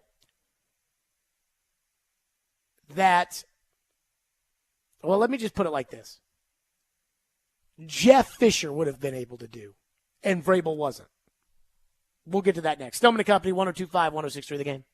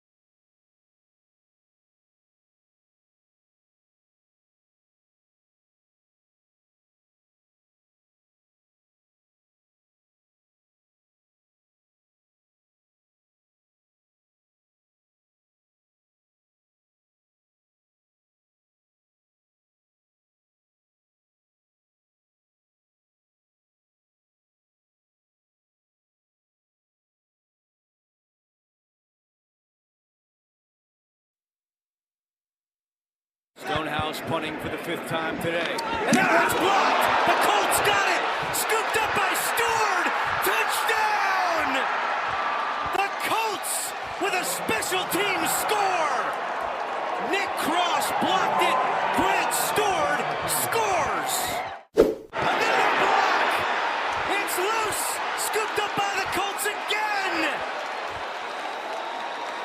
Alubi recovered it after it was blocked by Tony Brown. 2 block punts for the Colts, and Stonehouse is still down on the ground, the punter. You can't have punts blocked and think that you're going to win games and, all the other things. And, punt and give credit to the defense going out there and playing and getting stops. And, asked the guys to fight at the beginning of the week, and that's exactly what they did. It was unfortunate that, they just made one more play than we did. So I have one quick take before I go to your phones. I was sitting there yesterday when the Titans were rolling early, especially on offense, and I was thinking to myself, I'm like, you know what? This is the kind of game Jeff Fisher wins. Because I've said that Vrabel is like Jeff Fisher 2.0, right? When Floyd Reese was getting him good players, Jeff Fisher was a great coach. And if you fire Jeff Fisher, he will have a job tomorrow. And then the second Fisher got in charge with his bonehead coaching staff, Norm Chow and Chuck Cecil and all those losers. And then when Fisher did get another job and he was in charge of talent both here and with the Rams, we said, I don't know about Jeff Fisher. But as I was at the game yesterday, I'm like, this is a game that Jeff Fisher would win. And here's why Jeff Fisher would win this game. Because every time Fisher was on the hot seat, he'd coach his way off by getting hot at the end of the year. They wouldn't make the playoffs because it'd be too little too late, but there would be some positive momentum. And they won last week against a terrible team, and they barely beat them, and they're playing a below-average Colts team, that's got some nice pieces, but for the most part, it's kind of like a BC-level team. And you're playing the Colts, and you've got this big lead, and I'm like, oh, my God, here's what's going to happen. The Titans are going to win this game, and then they're going to beat Houston at home or something, and they're going to beat Jacksonville at home in a meaningless game, and the Titans are going to win like 5 of their last 7 or whatever it is. They're going to win those, and that'll be enough for Vrabel to keep his job because that's exactly what Jeff Fisher would have done. In fact, when Indy had Peyton Manning, there was a game like that, and Jeff Fisher won it because Rob Baronis hit a 60-yard field goal at the buzzer. And Vrabel didn't win it yesterday. And I'm just going to say, that's bad. Like, even Jeff Fisher, and we don't think very much of Jeff Fisher around here, Jeff Fisher would have won that game. And you couldn't do that. Phone lines driven by WilsonCountyHyundai.com. Titans in Truth, Chris. It's not a Titans Monday if we don't hear from Chris, who is up next on our program. Chris, thank you for calling and waiting. Go ahead. Afternoon, Jared. Hope everything is all right with you. Well, I'm mad about my football team, but other than that, I'm doing great. Actually, I'm actually okay. Normally I would be upset and up in arms, but this is a good thing. This might be a blessing in disguise because, again, you're starting to see that we have hit our ceiling. And you are absolutely right when it comes to Mike Vrabel. He's hit the ceiling. The message has gotten stale. Like Peter Laviolette and many others will say, oh, yeah, it's the talent's fault. We don't have a good roster and all this and that. And of course, we go back a few years ago, 91 players. We didn't have the greatest roster in the world then either. I mean, we had some very good players, but he was able to get to a number 1 seed. And everybody's praising Vrabel. Like, he just did the greatest coaching job. But now, maybe not so many injuries, we got hit bad yesterday. It's the exact same thing. Now everybody wants to feel sorry for him. It seems like, yes, people will say, well, yeah, if he has a great roster, he'll do a good job. Problem is, do you want him leading your rebuild? Because he ignored rebuilding in the offseason, saying he didn't want to rebuild. And to your point, that's why I think if Vrabel were to go to the Chargers, right, and I don't know where the Chargers are going to be picking. And, Chris, I appreciate your call. Good call. If the Chargers are going to be the Chargers are probably going to be picking, 10th, 11th, 13th? If the Chargers give you that pick, first of all, I think you'd be crazy not to do it. I think you would do it. But I think if Vrabel went to the Chargers, I think he'd turn them around. Now, if he brings Todd Downing in to be the offensive coordinator, you might have a problem. But I think that Vrabel running that team, as far as his motivating and with Herbert and with Allen and Mike Williams and Bosa, and they've got a left tackle, I think that Vrabel could win there. I don't think Vrabel can lead a rebuild. And I think Vrabel could coach a rebuilding team, but not lead the rebuild. Like, the general manager would have to be in charge of the rebuild. And you can't, put the toothpaste back in the tube when it comes to Vrabel's involvement with the direction of the team. And I don't think Vrabel handles losing well. And I don't think Vrabel, as much as he preaches accountability, I don't think Vrabel's very accountable. And I think that ultimately that would hinder him in a situation where you're going to have to endure losing. I don't think he knows how to do that. Bill is up next on the program. Thank you for calling and waiting. Go ahead, Bill. I mean, if you want to break down some coaching, let's look at LaFleur against Reed. Reed probably has so much material out there and it's so well studied that everybody's done figured out what he's going to do. When he had 12 seconds left and they were playing Green Bay, he had 2 plays to go. He had 12 seconds. What the heck was he throwing the ball 7 yards down the sideline for? He had 2 opportunities to make a bomb. Buddy, I half-watched that game. I cannot tell you what happened in the Kansas City game. If you want, Sports Radio 810 in Kansas City is the place to call there, not here. All right, bro. Thanks. Thank you, Bill. Let's go to Christopher, who's up next here on Vrabel. Thank you for calling and waiting. What's up, Christopher? Yeah, I just want to go on record as saying I think it's a mistake to wait for somebody to want Vrabel. Because if you wait, you're going to lose the guy you want. You need to identify the coach you want, whether it's Bobby Slowick or John Harbaugh or whoever it is, Jim Harbaugh, whichever one's available. Whichever coach you want, you need to identify him right the heck now. And the day the season is over, go get him. Because if you wait with all the openings that are out there, you're going to lose the guy you want. I think that there's a happy medium there. Absolutely. I don't disagree with what you're saying, Christopher. Thank you. I think what we have to remember is that it is not as much of a rat race as I think it's made out to be. It's not college football, where college football is like, let's be the first to fire our guy so we can be the first to hire our guy. And then it's just like, okay, Mississippi State sees that A&M fires their coach, so now Mississippi State fires their coach because they don't want, to get beat on a candidate by A&M. The NFL, I think, is a little different. Now, you don't want to be like the Colts a couple of years ago, where the Colts, got turned away at the altar by Josh McDaniels and ended up hiring Frank Reich.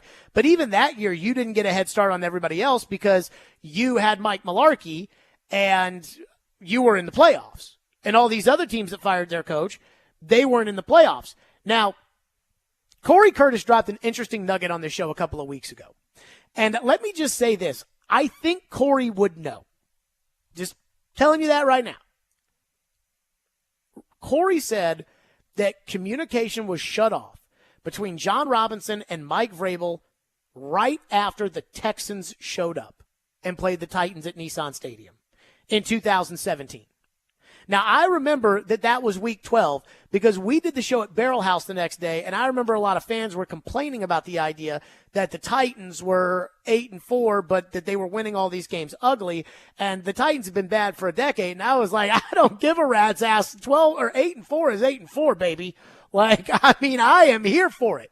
You ain't been 8-4 in forever. 8-4 is great. You should be happy. But apparently that's when the communication stopped, was after the Texans game. And then, as Corey said on the show, what was special about the Texans? What did the Texans have? Oh, yeah, Mike Vrabel was their defensive coordinator.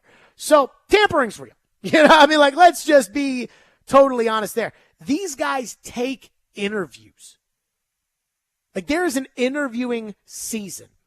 And the reason that these guys take interviews and that there is an interviewing season and that there is a head coach season and everything else is because these guys are looking at each situation and leveraging it one way or another, and then they're kind of interviewing the team, and the team is interviewing them, and then they get other people involved. And I give an example that Sean Payton didn't want to go to the Broncos, and the Broncos didn't want to hire Sean Payton. The Broncos wanted DeMeco Ryans or Jim Harbaugh. The problem was that DeMeco Ryans and Jim Harbaugh didn't want the Broncos. Sean Payton wanted to coach the Texans. They were going to have the second pick in the draft. They'd be able to pick a quarterback. They were going to spend a bunch of money. It's a warm weather place. There's no state income tax. And apparently those things did matter a lot to Sean Payton. Again, Sean Payton lives in Texas. He wanted the Texans job. Basically a clean slate, and he could run it. The problem was the Texans didn't want him. They wanted DeMeco Ryans, who was a former Texans player, so they hired DeMeco. So here are the Broncos, who don't really want Peyton, and here's Peyton, who doesn't really want Russell Wilson, and he ends up taking the job because they pay him so much money. But it wasn't like that just happened immediately. And the Broncos fired their coach in the middle of last season, and Sean Payton had sat out a year. So, again, there is time to work things out when it comes to moving on from Vrabel or not moving on from Vrabel and wanting Bobby Slowick and everything else. And then, of course, there's tampering. And Rand Carthon knows Bobby Slowick because they were both in San Francisco together. And I hate to say it like this, but if I would expect my general manager to tamper, especially if I own the team and the general manager in this, again, commission that the Titans have established, this committee to run their football team, I mean, he ain't doing so hot either. Now, he's not in as much hot water as Vrabel, but he ain't doing so hot either. 615-737-1025. More your phone. 615-737-1025 here on the program. Stillman and Company, 102.5, 106.3 The Game.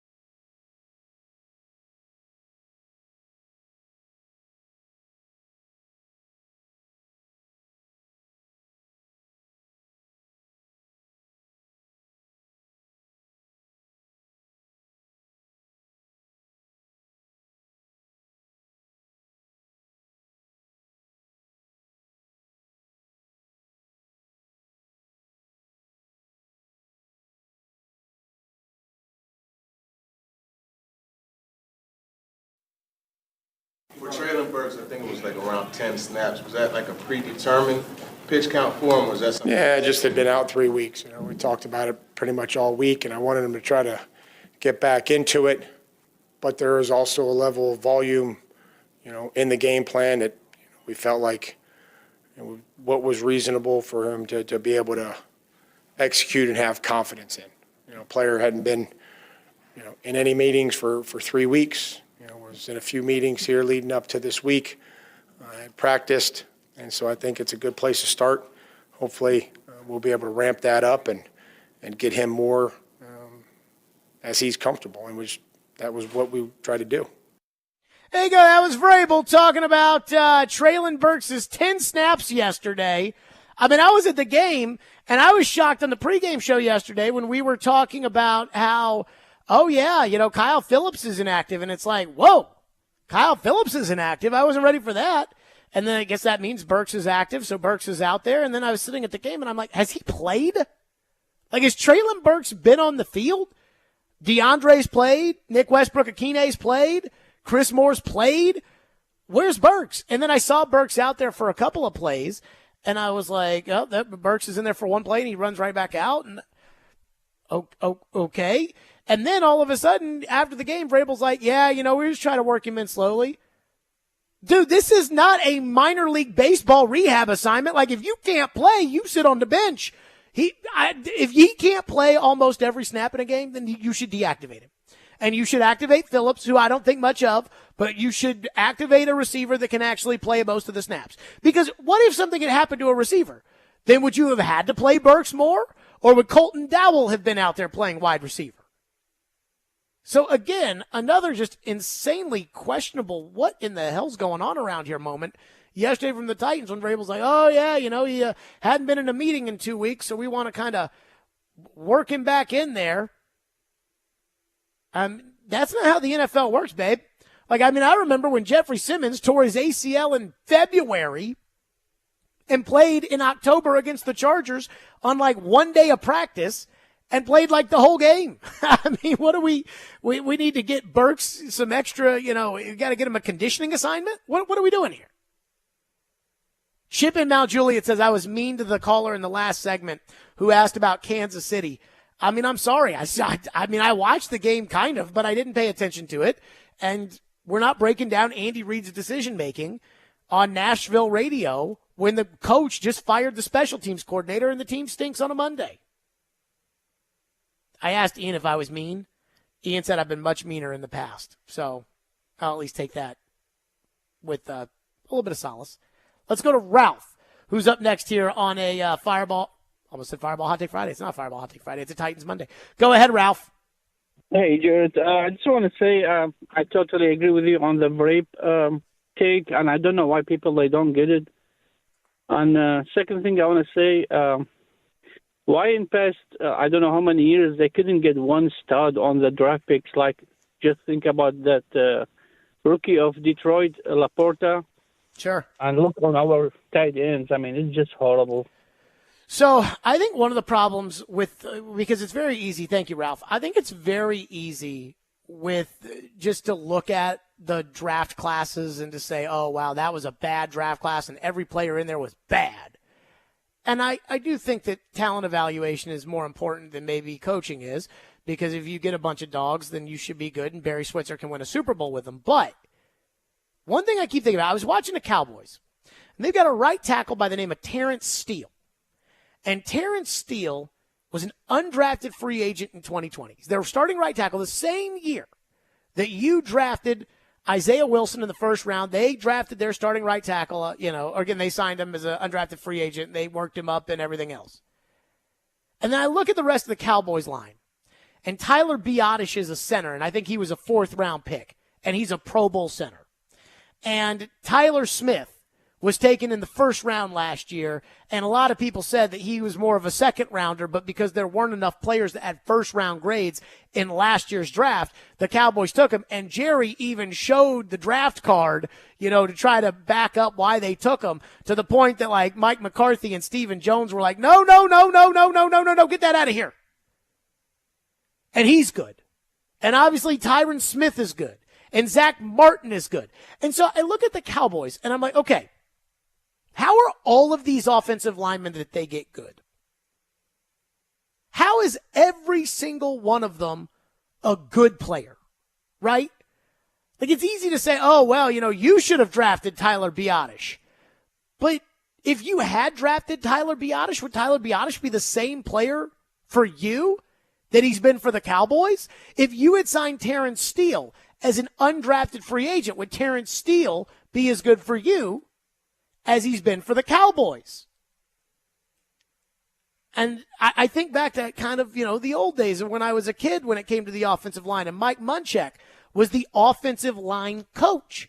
And it was like every year they'd lose somebody off the offensive line, and it didn't matter. They would just replace them. Some guy they'd replace. Now, the old man, we all know because we've told the right tackle story 1,000 times.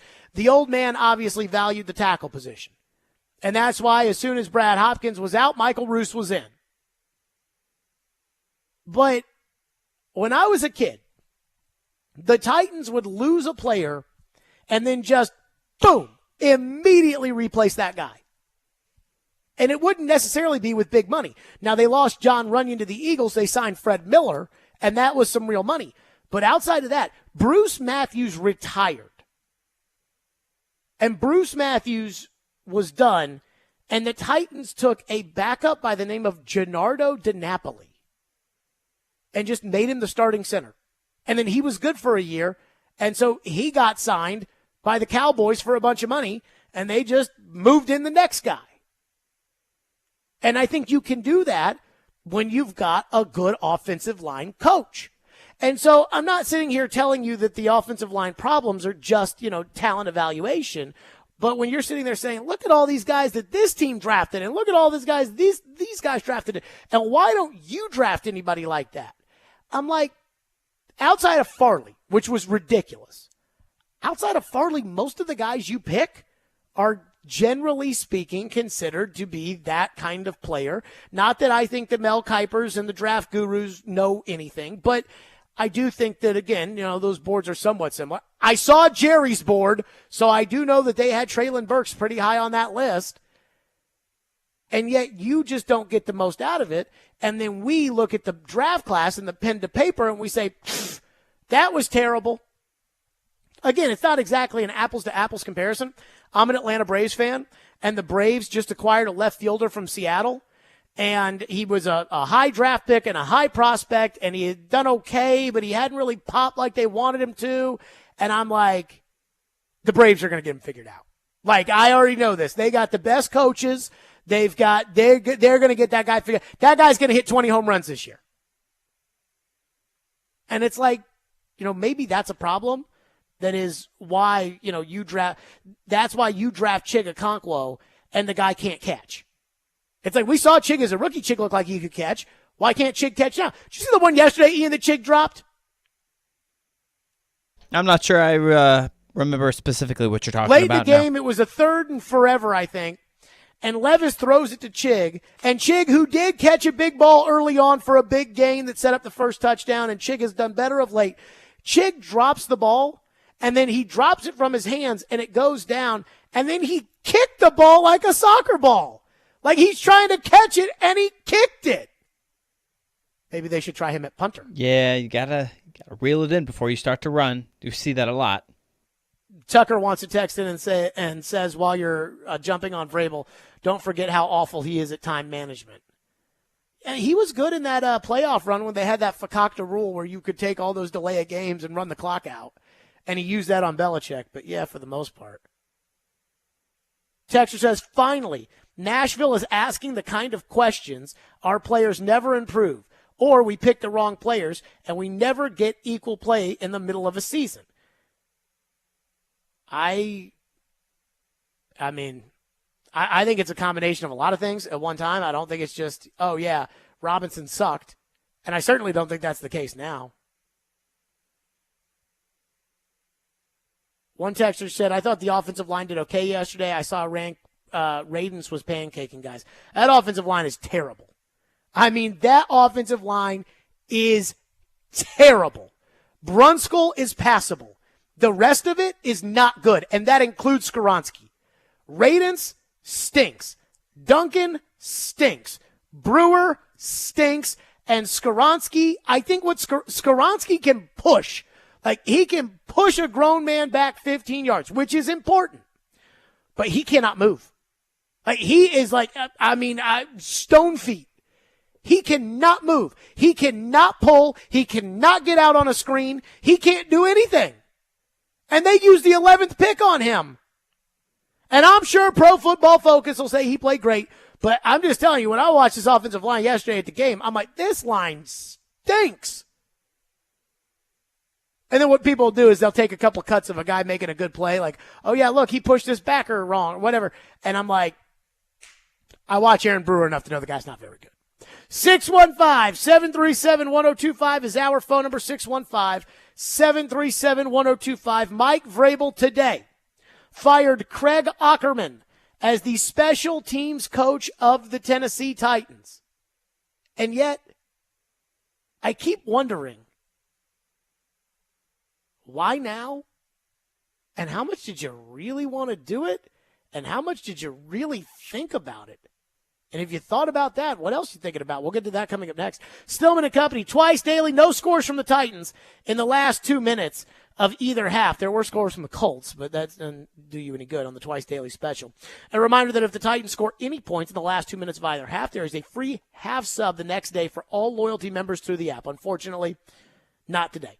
So, once again, you'll get your shot next Monday for a free half sub on Tuesday. That's right. So be excited for that. Download the Twice Daily app today and join their loyalty program to unlock special discounts, savings, and, of course, so much more. It pays to be a member with Twice Daily. We will earn points and save money with every visit. Get what you crave at Twice Daily. Made to order sandwiches, bakery, breakfast, lunch, and dinner, fresh items made to go, hot drink, cold drinks, and, of course, stop by the beer cave to unwind with a cold one. If you're looking for convenience, Twice Daily has you covered. Twice Daily, fresh all day.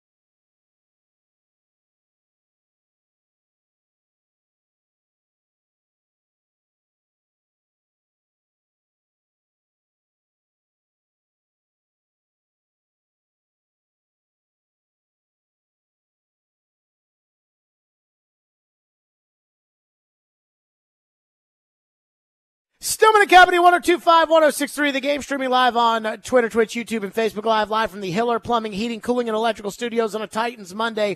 So the Titans, you heard in Ian's update, I'm sure you've heard by now, the Titans have fired special teams coach Craig Ackerman.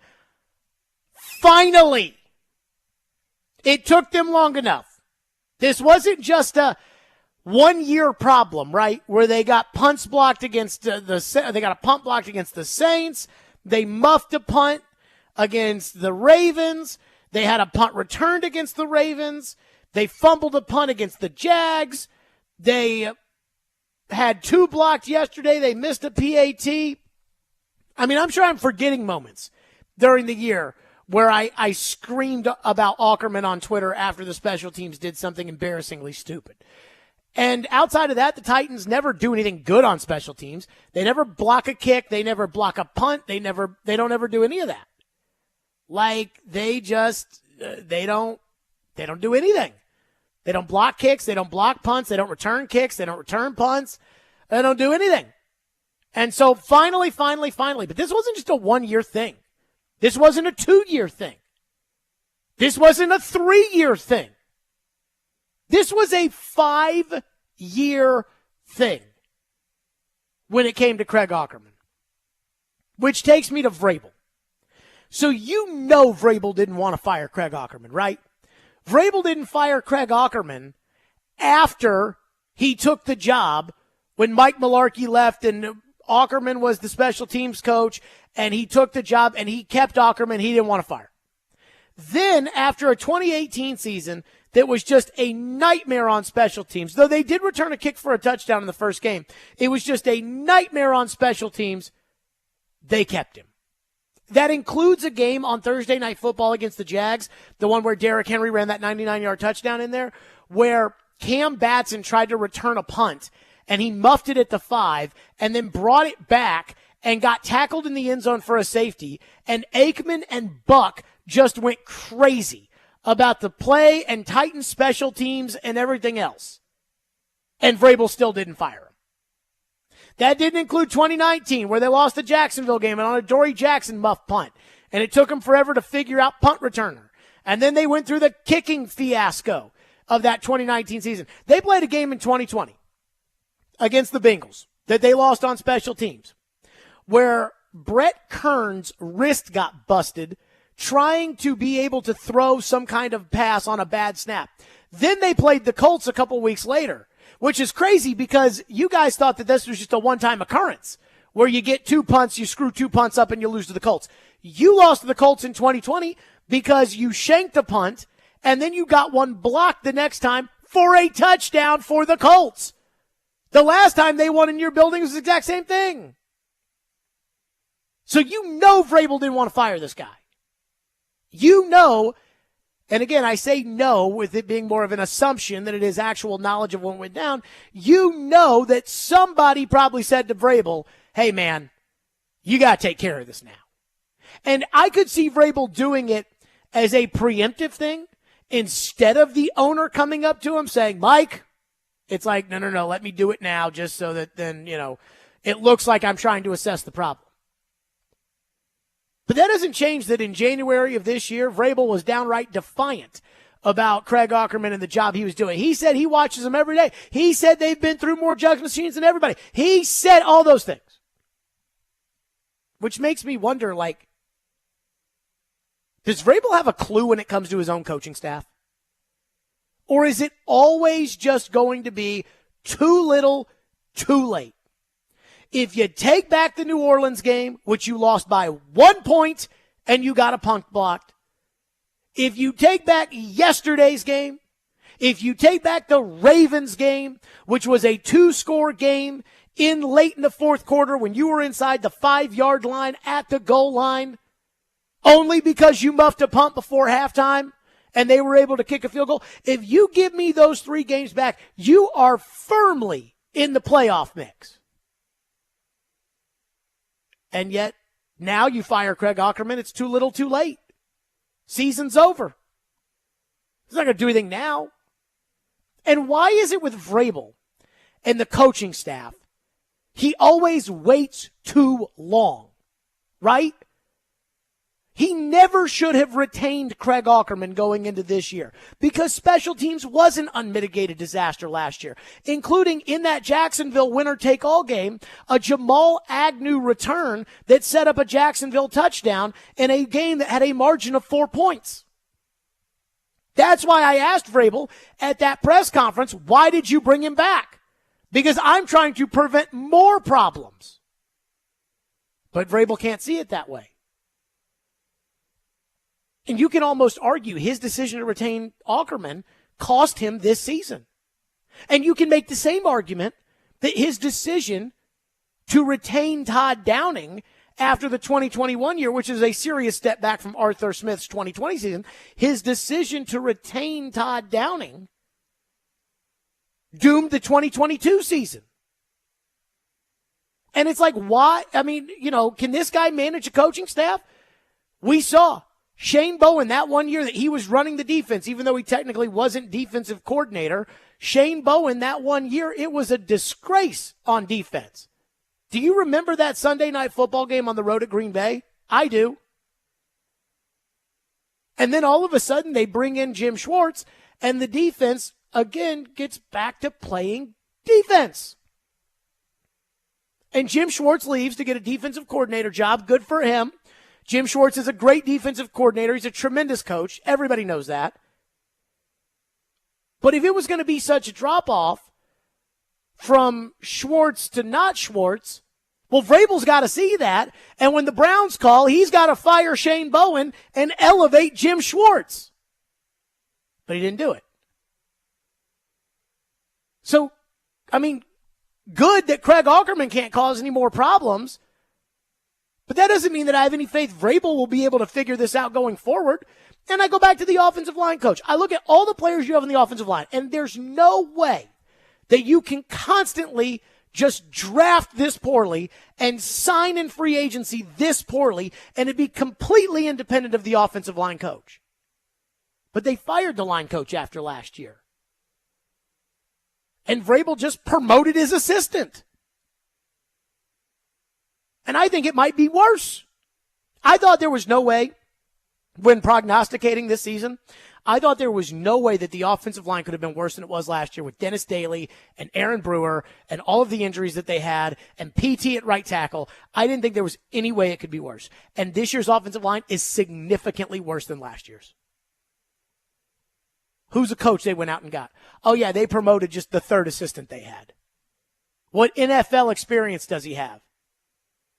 Well, he was the third assistant the last 2 years around here. Has he ever run his own offensive line room? Nope.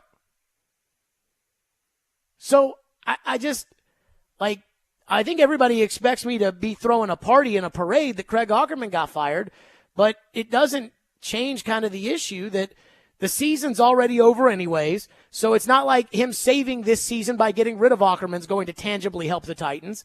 But then it's like, got the Aukerman problem, now that's solved. But now he has to not do what he did on the offensive line and just promote some bozo next year. If he is going to be the coach, he's got to go get a real special teams coach that knows how to coach special teams and that he can leave alone and let him coach the special teams. And I don't have any faith he's going to be able to do that because he hasn't been able to do that since he's taken the job. The only thing Vrabel knows how to do is hire people he knows. That's it. And so because of that, unless there's a Dean Pease of special teams out there for him to bring in, I'm not really going to expect it to get much better. Unless he can bring Dean Pease back to be coordinator, which he would never do, I have no faith that he's going to figure out the defensive side of the ball. So, even wide receiver, right? Like, where's the development on some of these young guys? Tight end.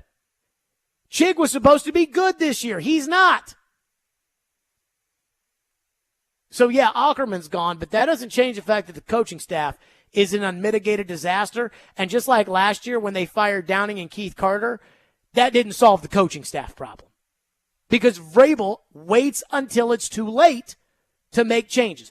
Notice how when Mike Tomlin fired Matt Canada, he didn't wait too late. People are like, whoa, they're 6-3 and Tomlin. Yes. because he needed to make a change, and he did.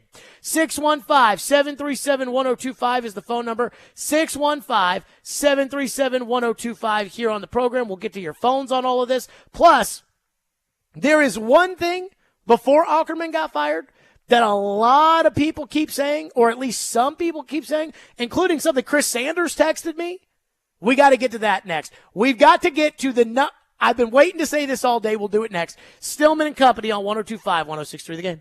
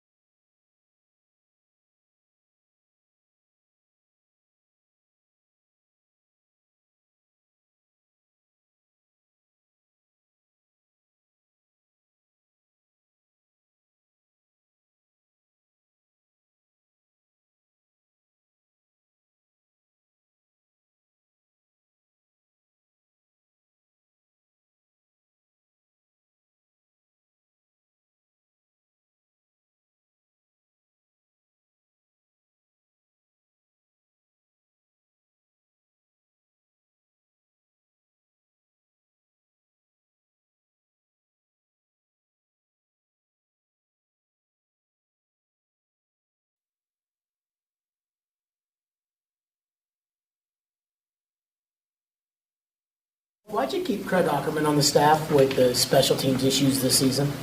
Well, I think what special teams? What are you talking about? Craig Ackerman was hearing about his special teams. He's the coordinator.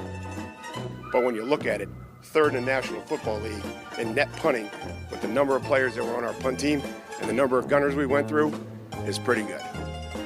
Ryan Stonehouse in the punt for Tennessee, and it's blocked. Oh boy, you get chills every time there's a block punt in the Superdome. Ryan Stonehouse, Devin Duvernay. Makes a move. He's free. Devin Duvernay's got the punter to beat. Devin Duvernay out of bounds at the Tennessee 16. Stonehouse punting for the 5th time today. And that one's blocked. The Colts got it. Scooped up by Stewart. Touchdown. Another block. It's loose. Scooped up by the Colts again. But I can't put that on Craig Aukerman when I see the amount of time that we spend catching punts. Like, we go through more jugs machines than anybody. Okay, I get it. We gotta make sure we take care of the ball. Fair catch called. It's muffed. It is muffed, and the Ravens recover. Oh my goodness! With 1 second to go. Gary's going to play it from the 20, crosses the 30 out to the 35. Football's loose. Jacksonville has it. But I can't say that that's Craig Aukerman when I'm evaluating everything that we're doing. My favorite part of that whole thing is when Eric Garror fumbles the ball against Jacksonville, and you hear Adam Archuleta, who's doing the game, like the analyst, go, oh! When it's like, when Spiro Ditas calls it, it's like, he gets hit and the ball comes loose, and you just hear, oh! It's like even Adam Archuleta over the years of doing the CBS games has seen enough out of the Titans special teams. So Chris Sanders texted me, and a lot of people were tweeting this, and apparently I didn't hear it. But apparently Willie was like in pretty staunch defense of Aukerman today. Apparently the way that, and the only reason I didn't hear it is you guys know how I am. I want my opinions to be virgin takes. I don't want to, especially like Robbie and Joe, because I'll be, Joe will say something that'll make me so mad that, that'll get me worked up on a Monday, and I just want it to be about the game and my thoughts, and then, on Tuesday I can yell about what everybody else says. But apparently Willie was like a really staunch defender of Craig Aukerman's today, and then they went right to the press conference and he fired him. Now, not saying Willie's the only person that was in defense of him. Chris Sanders texted me and said, I don't blame the second punt block on Aukerman. And a lot of people yesterday on Twitter were like, well, that's not Aukerman's fault. And that even goes back to what Vrabel said at the press conference about, I can't blame Craig Aukerman when I see them punting and repping it over and over and over and over. And I've got one thing to say to all of you, whether it's Willie, who I love, Chris, who I love, Vrabel, who hates me, but I like. I've got one thing to say. Either you're coaching it or you're allowing it to happen. When we first started the Jared and the GM program, the GM told us that one thing Bill Belichick always told those coaches in New England was, you're coaching it or you're allowing it to happen. And what that does is that takes away the excuse of, well, it was his fault, which is always a go-to. When it comes to Aukerman and all of the special teams mishaps over the years, he may not have been coaching that, but he was allowing it to happen. And I think that's something that Mike Vrabel doesn't understand. I think Vrabel, sees his coaches coach, and they coach the way he wants them to coach. And when the players don't get it, he's like, well, Bobby's doing all he can to get through to that guy. But he doesn't have the internal philosophy of, well, if we're not coaching them to get the punt blocked, but they're still getting the punt blocked, then there's something we're not doing right to keep us from getting our punts blocked, which is the allowing it to happen. And I hope that from this moment on, we can now all adopt that. And when it comes to Aukerman and defensive, well, it's not his fault Phillips muffed that punt. Remember, you're either coaching it or you're allowing it to happen. And the GM regretted telling me that after he told me that, because then I used it repeatedly over and over again. Ian, I feel like I've done a good job of not, beating that into the ground of you're coaching it or you're allowing it to happen. I think you've been doing a pretty good job spacing that out. But don't you think that Craig Aukerman's firing, is the culmination of that? I guess you could say that. At some point, the bullcrap has to stop. Or you're allowing it to happen. Yeah. And look, I'm not going to sit here and celebrate a grown man getting fired because it's not the head coach, and it doesn't mean that the Titans are headed for a new era of football because of that. So I'm not going to celebrate that. But I'm not shedding a tear over the Titans firing Craig Aukerman. They needed to do that. Now, I don't think it makes you better this year because the season's over, but this idea of oh man, that's not fair, Chris, and I love Chris, and you guys know Chris is the nicest guy in the world. The idea that, well, that second punt block wasn't his fault It's his special teams unit. Well, I mean, they look like they got clowned out there, the special teams unit. And he just ran like, okay, what we're going to do, we're going to put 9 guys on this side and 2 guys on that side, and we're just going to run them all over there. And the Titans are like, all right, we're going to block your 9 guys with our 4 guys. And then the second one was just like, hey, we're going to cheat this guy over.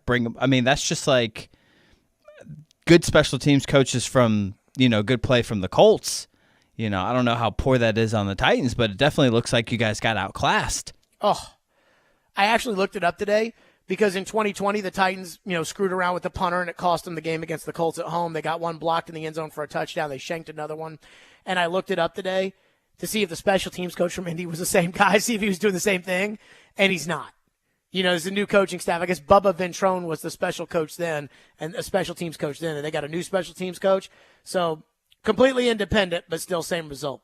Phone lines driven by WilsonCountyHyundai.com. James has been waiting patiently and is up next here on Stillman & Company. What's up, James? Hey, Jared, how are you? Good. So I have a couple things. I have been waiting to see punts blocked for a long time. As bad as our offensive line has been, I had been wondering why teams weren't trying to overload our line on those plays anyway, because it isn't that they just don't block well for the offense. If you actually watch the punt plays, anytime they put pressure, they seem to go through there. And I just wanted to touch on that. But one thing I was wondering, too, is do you really think it's just a series of we can't draft or bring in guys that are any good? Or is it something like the center? I know one of their main jobs is to call out protections. Do you think Brewer just doesn't still have the experience or the ability maybe to really get the line, to call the lines out protection-wise? Do you think that's maybe an issue with some of that? And then I'll hang up and listen to what you got to say. Yeah, I couldn't tell you that one way or another. If Brewer was having a problem with it, the Titans would never tell you. I don't think so. Here's the assumption I'm going to make. Now, in this new offense, the Tim Kelly offense, the quarterback pretty much does all the protection callouts from the way it's been explained to me, for whatever that's worth. But as far as Brewer's concerned, he's not big enough, and we all know that. He's not tall enough. He's not good. He can't hold up against the big war daddy, the big boys that they put in the middle there. The big old fat boys, he can't handle them.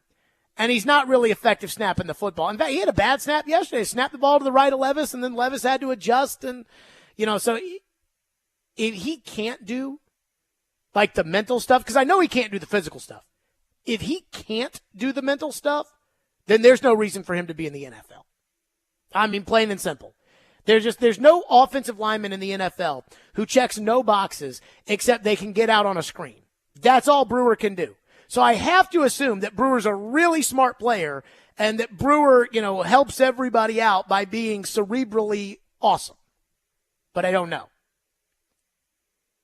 There was another point off that I was going to make. But I guess I forgot what it was. Oh, well. 615-737-1025. More of your phones. Plus, I do have an unpopular opinion on the coaching staff. Now, normally my unpopular opinions, and Craig Ackerman, I think, is a good example of this. My unpopular opinions become the popular opinion. It just takes some time. Julio Jones, Jadeveon Clowney, Craig Ackerman, you know what I'm talking about. Aaron Brewer. Where it's an unpopular opinion, people want to believe one thing, and then after a while they see enough, they're like, okay, yeah, Jared's pretty spot on about that. I have an unpopular opinion I want to get to. We'll do that next.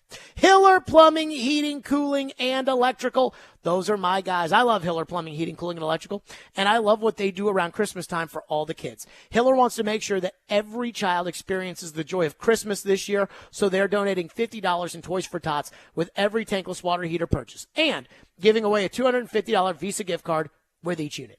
Get a $500 Visa gift card when you buy select new HVAC systems, or get a $500 Visa gift card with the purchase of any new whole home generator. That's right. That's why they're giving away cash for the holidays. These purchases all have great financing options with low monthly payments. These deals are only available until the end of the year, so schedule today. That's right, at happyhiller.com.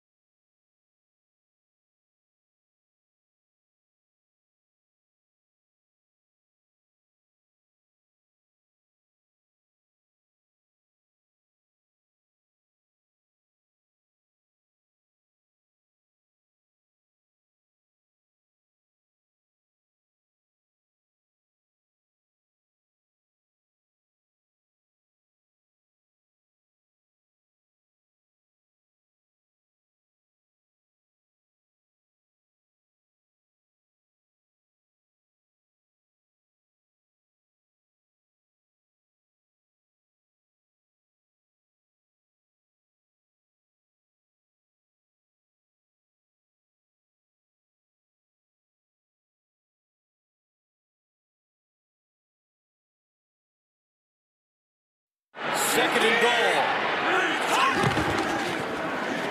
Levis to the end zone. Touchdown! DeAndre Hopkins. And keep this in mind. Ryan Stonehouse, the holder, is out. So Ryan Tannehill, who held in college at Texas A&M, will hold for the extra point. Well, this is beautiful. DeAndre Hopkins fakes to the outside, comes back to the inside. It's man-to-man coverage, and the defenders pass it off. Meaning, just like it's in basketball, you're switching. You're switching coverage. Pass it off, and you go right behind it. Good execution by the Titans right there. So Tannehill holding to give the Titans the lead, and it's no good! Folk misses the extra point. That cost you the game right there. They missed extra point.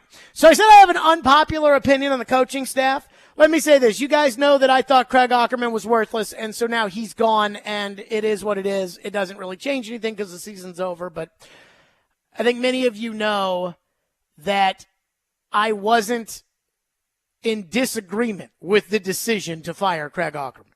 I think as many people wondered. The second thing, though, I think Shane Bowen is doing a terrible job on the defense. I think that, tight ends coaching we got to look at. Offensive line coaching, I think, is atrocious. So it's not just one part.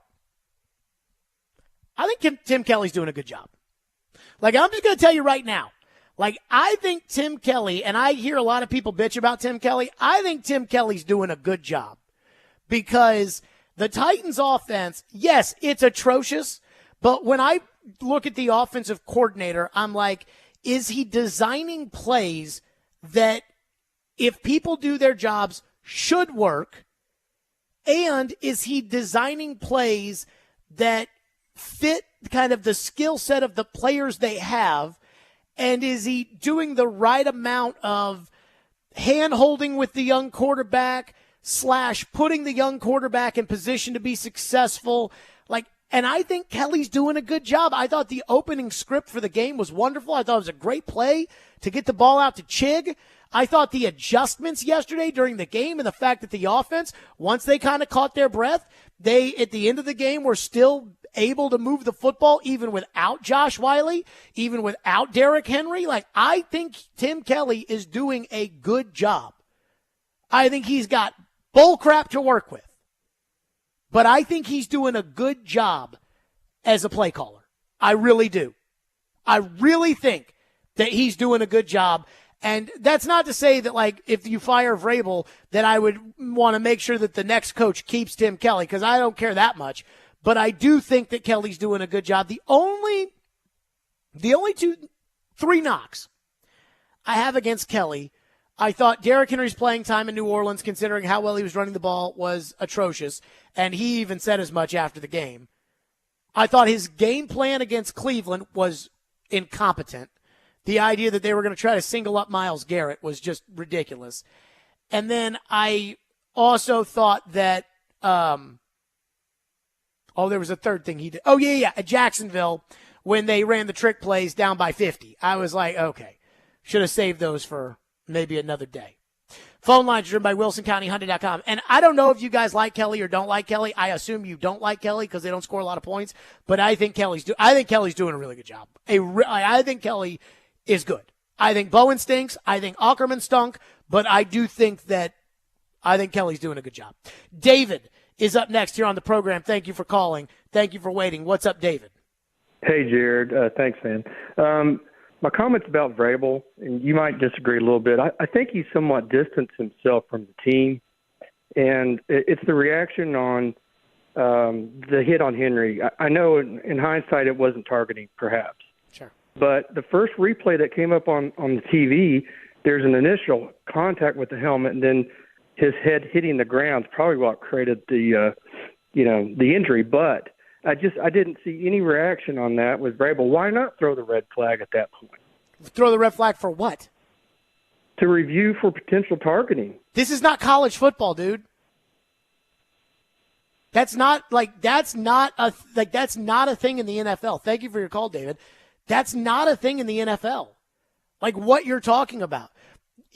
Hitting a defenseless receiver in the head or the neck area is a judgment call by the referee in an NFL game. It's almost like It's like hockey, right? You can't challenge. Andrew Burnett cannot challenge whether or not there was a hooking. Either the ref sees it and throws the arm up or the ref doesn't.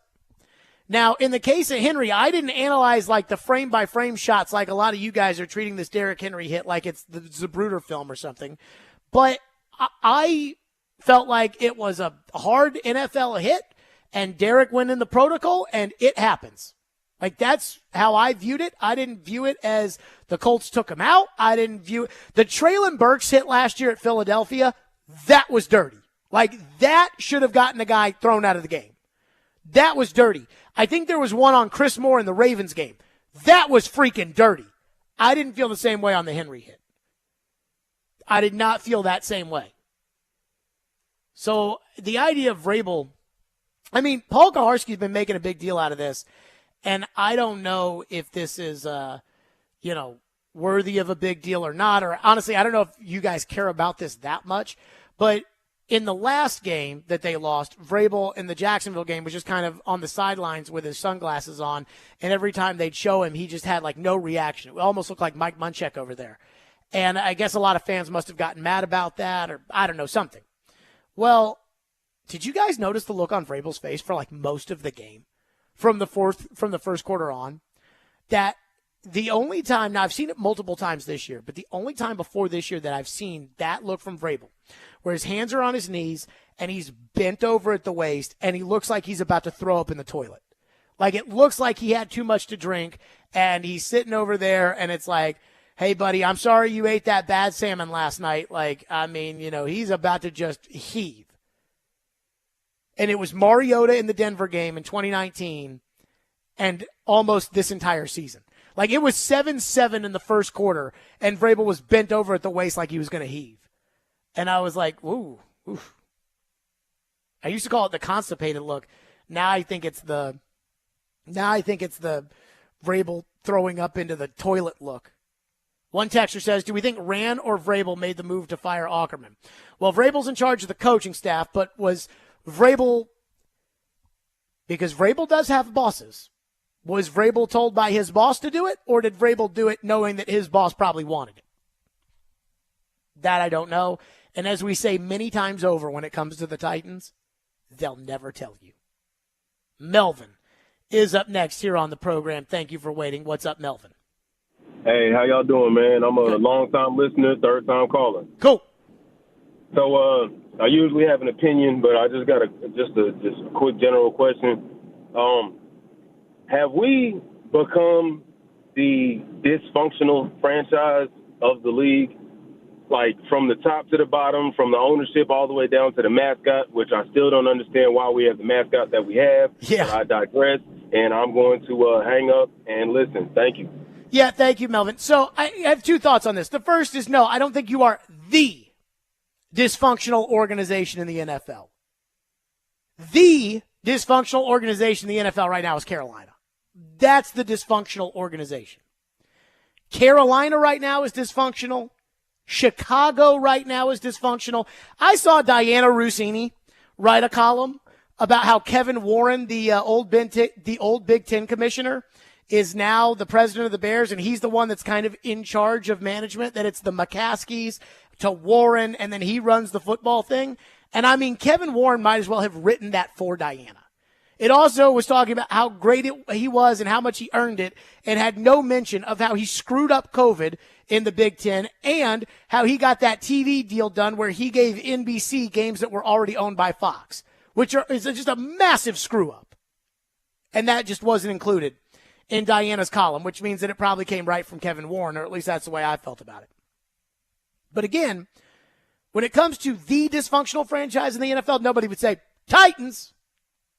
But if the question is right now, are the Titans operating like a dysfunctional franchise? The answer is yes. So John Robinson got fired 1 year ago tomorrow is the day that, they fired him, on that Tuesday. And I remember, like, that happened on that Tuesday. We did a 5-hour show that day. We went until 7 o'clock. And I remember that day, like we were talking about, do you think he and Vrabel had a power struggle? Do you think that there was, something in the league's investigation of the flight home from Green Bay? Do we think that, they lied to Amy? Do we think that, and again, there's always, the HR element to something like this. Like, oh, he sexually harassed somebody, or, oh, he stole from work, or whatever. And I figured it had to be something, right?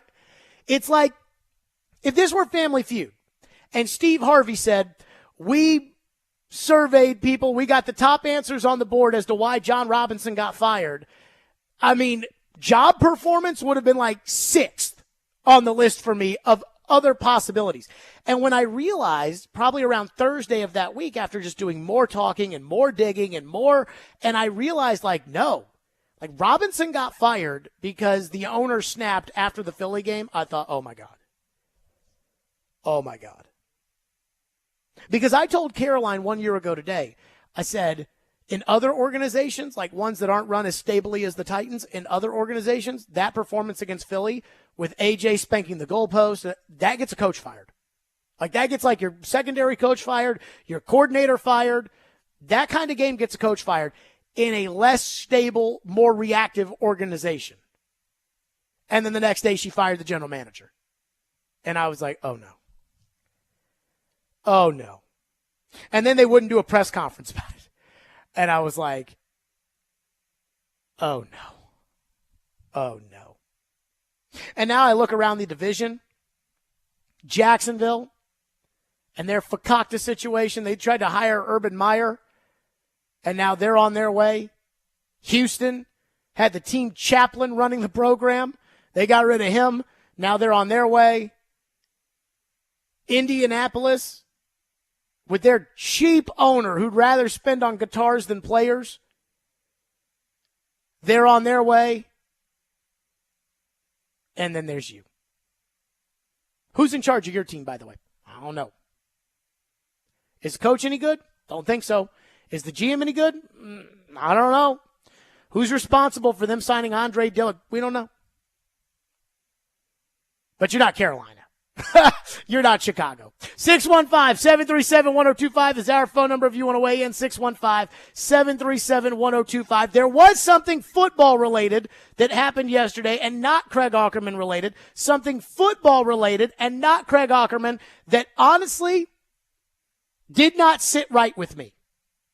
It's just something I would prefer to not have seen yesterday. But maybe it can be a learning lesson. We'll get to that next. Here on Stillman and Company, 102.5, 106.3 The Game.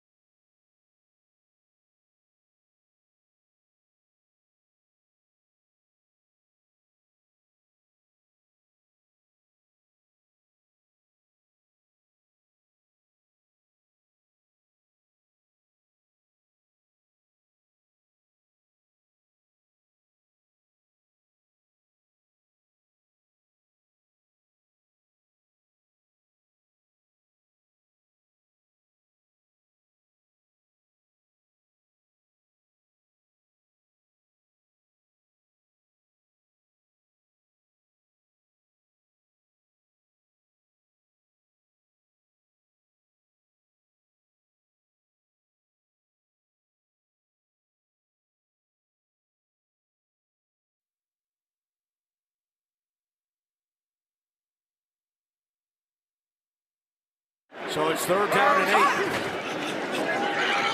Levis looking sideline. Hopkins incomplete. Threw it over his head. Baker had the coverage, and on 4th down, Mike Vrabel will send out his punter. Yeah, Will Levis was hot right there. They've got the go route to DeAndre Hopkins right here. He gives a little stutter off the ball. It looks like it's a little bit of a hold, and maybe that's what Will was thinking, but the two of them not on the same page with where they wanted to locate that football. I was just a little miscommunication. Just I thought he was doing one thing, he ended up doing the other, and I still got to give him a better ball and sort it out, but just making sure that we're on the same page going forward. Is that something, Will, that you, I guess, gain confidence in doing in these games? You know, getting after a teammate, after a play? Oh, yeah. I mean, we hold each other to a high standard, and I allow him to express his feelings towards me, and I feel like, vice versa. So I'm just getting more comfortable with my relationship with him and everyone else in the team. I'm just trying to get us in a spot to win games, and if that means getting on somebody, then that might be how it is. But just trying to find a way to make the relationship, make sure that the relationship with the person makes sense for how to get the best outcome, and that might be different for one guy to the other. There you go. That was Levis and DeAndre getting into it during the game yesterday. And I didn't see it when I was at the game, but I did see it on TV afterwards. Saw a lot of you talking about it. And I'm just going to say this. I thought Levis played fine yesterday. I know Levis came out and said that he thought it was the worst game he's played as a Titan, and he's sick to his stomach. And, that's great. It felt a little over the top for me, but that's okay. But I thought Levis was fine. I thought, some of the passes in person that looked pretty good, that looked, kind of on the money, they actually – on TV, they kind of looked a little wobbly to me, which I didn't like. But then I saw the interaction with DeAndre on the sideline when I watched the game back, and I didn't like it. I don't have a problem with DeAndre getting upset at Will Levis. I don't have a problem with that at all. Wide receiver is one of the toughest jobs in the NFL from the standpoint that you can be open on any given play, and if you don't get the ball, it doesn't matter. You could have run the best route. You could be wide open for a touchdown. And if they don't deliver you the ball, it doesn't matter. And you have to go run back and go up against the same guy on the next play. That's why I think running back, wide receiver, corner, I think that those can be what I call individual positions, which is why, and I think maybe pass rusher can be a little bit that way too. That's why I think those positions, like you can be a diva at wide receiver and it be okay, because the personality type that I think a receiver has to have would then lend itself to those kind of qualities. But I didn't even think DeAndre was being a diva. Clearly there was a miscommunication. But for Levis, the quarterback, to be standing there in the middle of the field with his arms out like, what the hell, DeAndre? As a rookie, I did not like. That is showing him up. And I understand. Sideline conflicts happen, arguments happen, but think about all the times that Des Bryant used to go over and chew out Tony Romo. You never saw Tony going back at Des, because it's the job of the quarterback to be the one that's like, hey, I got you. I'm in command of this. The quarterback has to be the one that steadies everything. Now, I'm not saying that doesn't mean that Levis, because he's a rookie, shouldn't hold DeAndre accountable, because he should. But there is a difference, for instance, in baseball, from a pitcher standing there after a guy makes an error and pointing at him saying, why did you bobble that ball? And then taking it into the tunnel and us having a little bit of a conversation about it. There is a big difference between the two. And so I always, when it comes to showing anger, right, I always think about, is that showing somebody up or is that holding somebody accountable? And I think that there's kind of a gray area there, like a fine line between the two. Just like in romantic relationships, there's a fine line between he was persistent and he's a stalker. And that's how I feel about this. And the other thing is, Levis doesn't have the skins on the wall to be embarrassing DeAndre. And DeAndre obviously took it the right way, which is good, and I'm glad that it's not a big deal. But I do think that Levis needs to realize, like, in the pros, you don't do that as a rookie. I mean, Mac Jones last year had the stupidest offensive coaching staff I've ever seen in my life. And he used to go off on the sidelines on Matt Patricia and Joe Judge. And it was almost like he was doing it. And I felt in part because that's what Brady used to do. And it's like, dude, you ain't Brady.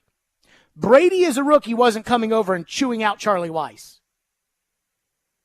And I think that negatively impacted how people felt about Mac Jones. Because it's like, look at this stuck-up kid thinking that this entitled kid thinking that he's Tom Brady. And so with Levis to put his hands in the air like, what the hell, DeAndre? It's like, dude, you need to have that conversation off to the side. You need to have that conversation in private. You've got to be the one in charge. And I was listening to the broadcast and they showed it on CBS, and then they were like, all right, here comes Stonehouse to punt. And I was like thinking, it'd be really nice to hear what Matt Ryan has to say about this. But then they came back from commercial break and Matt Ryan told you exactly what, he thought about it. And again, I think that this is, I would say that Matt Ryan probably has the ability to give this kind of advice to Will Levis. This is what Matt Ryan said.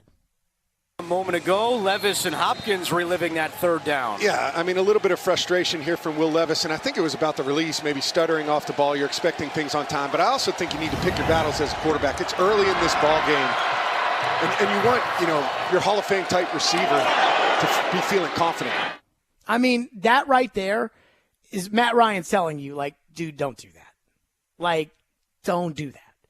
There is a people managing aspect, right? When you're a quarterback, you're not the boss, but you are in charge. And I think Levis has to understand that. And I'll say this, there was one time, and if he's listening right now, he knows exactly what I'm talking about. There was one time where I felt like somebody criticized Braden Gall, and I was standing right there, and I heard every word of it.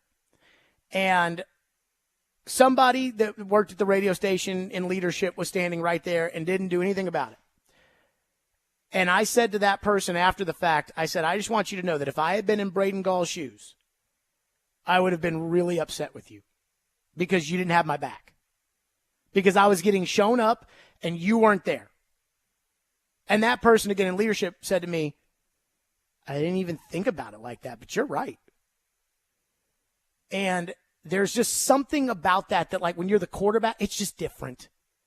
And so again, I don't think that this says that Levis is a bad kid or that this is not going to work out or anything I hope it's a learning moment for Will Levis of, hey, hold DeAndre accountable. He works for you, but there's a time and a place and a way to do it. And throwing your hands up in the middle of the field like, what the hell? That's not the way to do it. Travis is up next here on our program. Thank you for waiting. What's up, Travis? Hey, I agree with you. He don't have the skins on the wall, but I kind of liked it, honestly, because, all the good quarterbacks, all the great quarterbacks, and granted, they had the skins on the wall when they would chew out their receivers, but Brady, Manning, Troy Aikman, you can go down the line. They would chew them out, especially they did that as rookies? They're one of the better ones. You think as a rookie, Tom Brady was over there chewing out Troy Brown? No. That is the difference.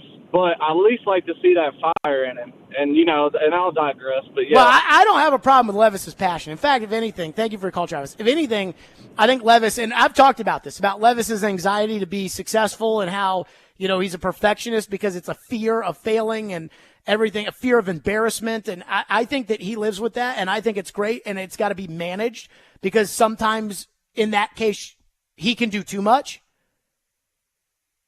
I'm not worried about where Levis's heart is. I think Levis's heart's in all the right places. That running play he had yesterday, I thought, dude, don't you ever do that again. Good effort. Don't you ever do that again, though. But again, as far as the whole throwing your hands up in the middle of the field at DeAndre, look, 6 years from now, when that's a second-year receiver at a TCU, and you've been to 4 Pro Bowls and you're playing Joe Burrow, you can do it. Right now, you need to have those conversations with DeAndre out of public view. DeAndre Hopkins should not have to be answering questions about getting shown up by Will Levis. And I truly think Will probably knows that now. And again, I think it's a teachable moment. But I did not like it. 615-737-1025, the story of the day. Craig Aukerman out as special teams coach. But the season's kind of already over. So what does that mean for the future of Mike Vrabel and the future of the Titans? We'll get to that next. Stillman and Company, 102.5, 106.3 The Game.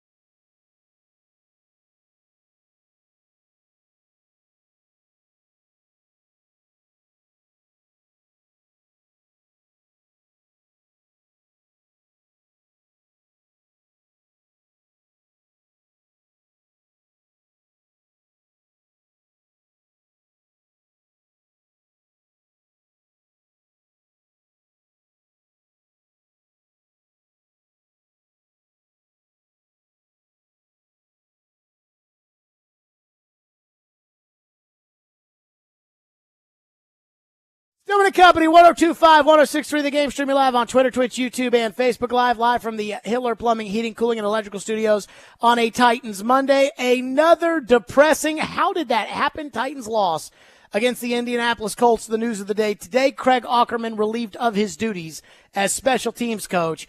And, I mean, if you've been a listener of this show, you probably know that this was something that we were asking for a while. But I actually was anticipating it after yesterday's game. And I've said the reason why. I'll tell you why. Because there are certain games and certain places and certain things that get people fired in the NFL. A.J. Brown going ballistic on the Titans last year and spanking the goalpost, that got the general manager fired. Because the general manager was the one who traded away A.J., they got embarrassed, and their reaction to being embarrassed was to fire John Robinson. And yesterday's game, with the missed PAT and the 2 punts blocked and the punter breaking his leg and all the problems over the years of the special teams coach, that got him fired. That yesterday against a rival with a kooky owner that I'm sure is annoying, that will get somebody fired. Now, it's too little too late because the season's already over. So even if the Titans go on and play flawless in the special teams department, it probably doesn't mean much. But it was something that a lot of people had been asking for, and they got their wish. The sacrificial lamb. Maybe more than sacrificial. Maybe it was deserved. I don't know. But last week I told you guys, if I owned the Titans, or 2 weeks ago when they played Jacksonville, I told you guys that if I owned the Titans, I wouldn't say this publicly. I wouldn't even hint at it. But at the end of the season, I would be prepared to clean house. That I would just blow it up. And I would move on, and I would move on from the coach, and I would move on from the GM, and I would move on from all of it, and I'd start over again. And firing Craig Aukerman is not changing that decision for me. You see, special teams for the Titans is abysmal. But it's not the only part of this team that needs fixing in the coaching department. The offensive line and secondary need serious overhauls, whether it's coaching, players, or both. They are both so bad, and there is no excuse for it. I don't care how many bad draft choices John Robinson made. It does not excuse for how bad that offensive line is. The coaching of the offensive line in the secondary is bad. The talent acquisition of the secondary and the coaching staff has been bad. I mean, think about this. Brand Carthon, let's use him as an example. But again, this is a joint group project, right? The commission, as we call it, on this program. This was a joint group effort. They went into the year knowing they had the 32nd ranked pass defense and they had a terrible offensive line. And what do they have to show for it? An average guard and a 5th or 6th round pick. A whole offseason to fix it. A new offensive line coach, a new secondary coach, the 11th overall pick in the draft, and all they have going forward of their secondary and of their offensive line is a guard, maybe, and I am concerned about his play, a guard and a 5th and a 6th round pick next year. Because I'm going to tell you right now, if you have a good football team, Aaron Brewer is not going to be the center of that team. If you have a good football team, Dylan Radins is not going to be the right tackle. If you have a good football team, Elijah Molden is not going to be starting in the secondary. God, he stinks. So when I look at the NFL and I look at where the Titans are, and I'm using recent history, this era of history, as kind of an example of where I go from here, I've got one of two choices, in my opinion. I can be the 49ers, or I can be the Bears. Ian, who would you rather be? Would you rather be the 49ers or would you rather be the Bears? I do not want to be the Bears. I'd rather be the 49ers too. In 2017, the San Francisco 49ers decided after 1 year of a total philosophical change to blow it up.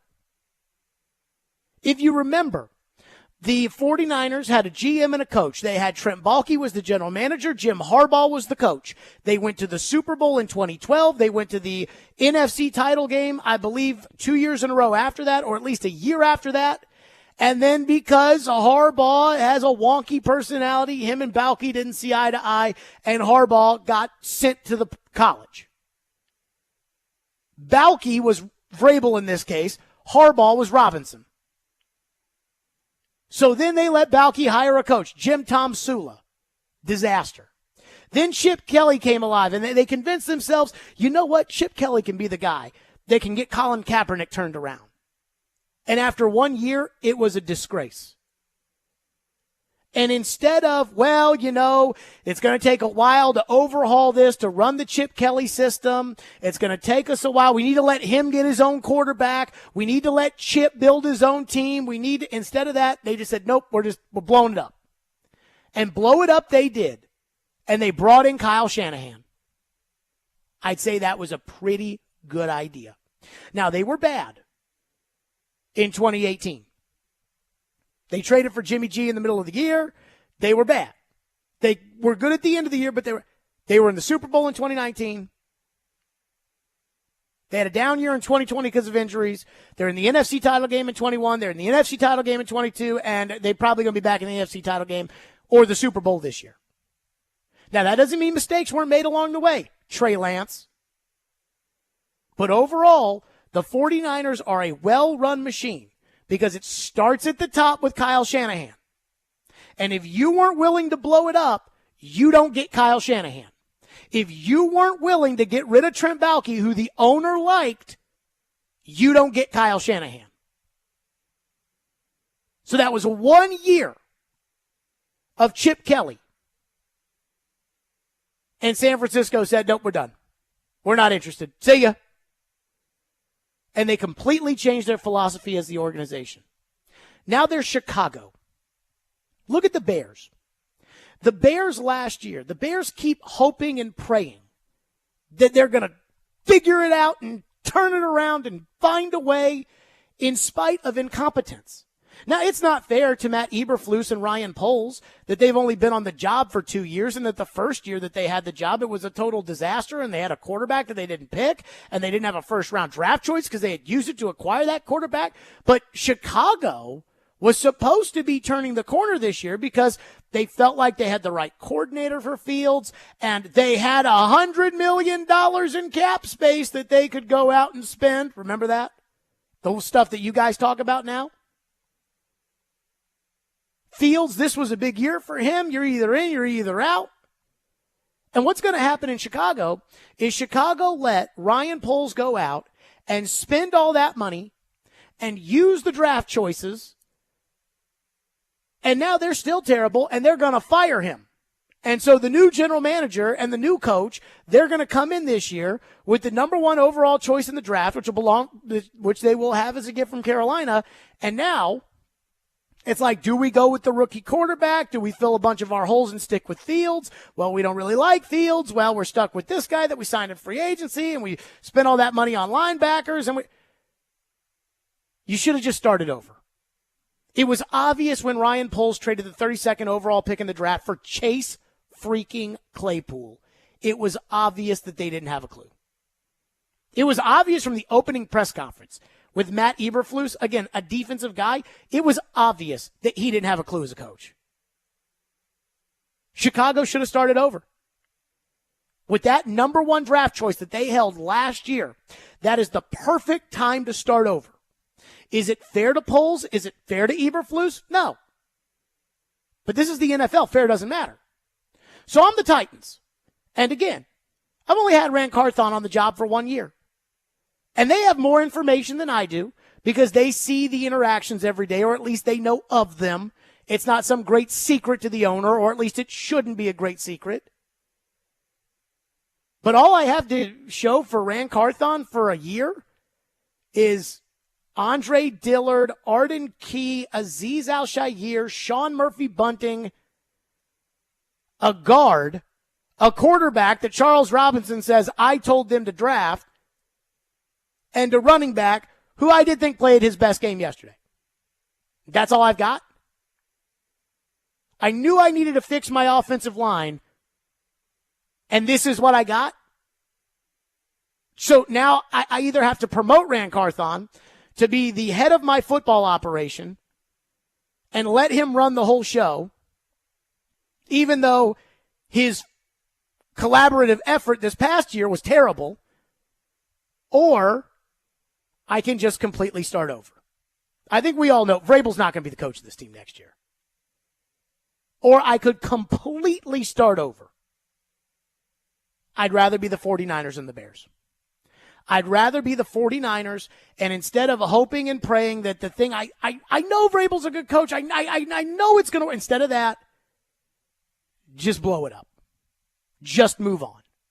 Just start over. That's what I'd rather do. Instead of always having one foot in and one foot out. And that's like I said last week or 2 weeks ago that with Levis, and I like Levis. I think Levis has a lot of potential and a lot of talent, and I like where his heart is and everything else. But I'm not, if I hire a new general manager, if I hire Thomas Dimitrov to be the general manager of this franchise, and Thomas Dimitrov tells me, Mr. Stillman, we do not think, Will Levis is the guy to be running this program, then I will let them make a change. Because that's what giving full authority really is. And that's how good football operations work. I'd love for the general manager and the coach to tell me that they think Levis is the next guy. But I just think that it's time for an entirely new operation. It is time for an entirely fresh start. Is it fair? No, it's not. But do I think it's what's in the best interest of the football team? Yes. This has been a clown show of a year. And I'm not talking about the 2023 season or off-season and season. I am talking about the 1 year that we have had, 1 year tomorrow, I guess technically 1 year Wednesday, but it was the Tuesday of that week that they fired John Robinson. It has been a clown show of a year around here.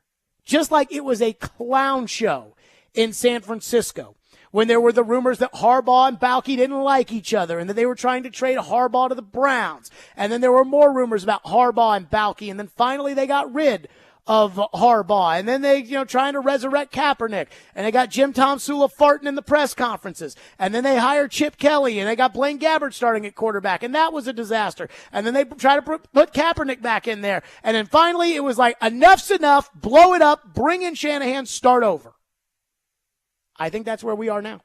615-737-1025 is our phone number if you want to weigh in. 615-737-1025. And firing Craig Aukerman does not change any of that for me. 615-737-1025. Coming up next, there is one really, really, really bad sign when it comes to the Titans and the special teams staff and really the whole coaching staff that I can't get over. We'll do that next. Stillman and Company, 102.5, 106 for the game.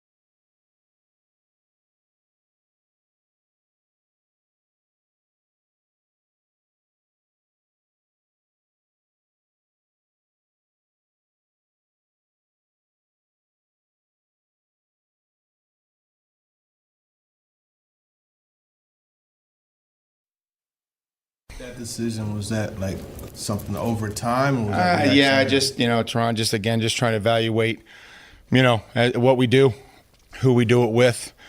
I just felt like this was the timing was what it needed to be, and I felt like it was best for the team and for the players, especially going forward.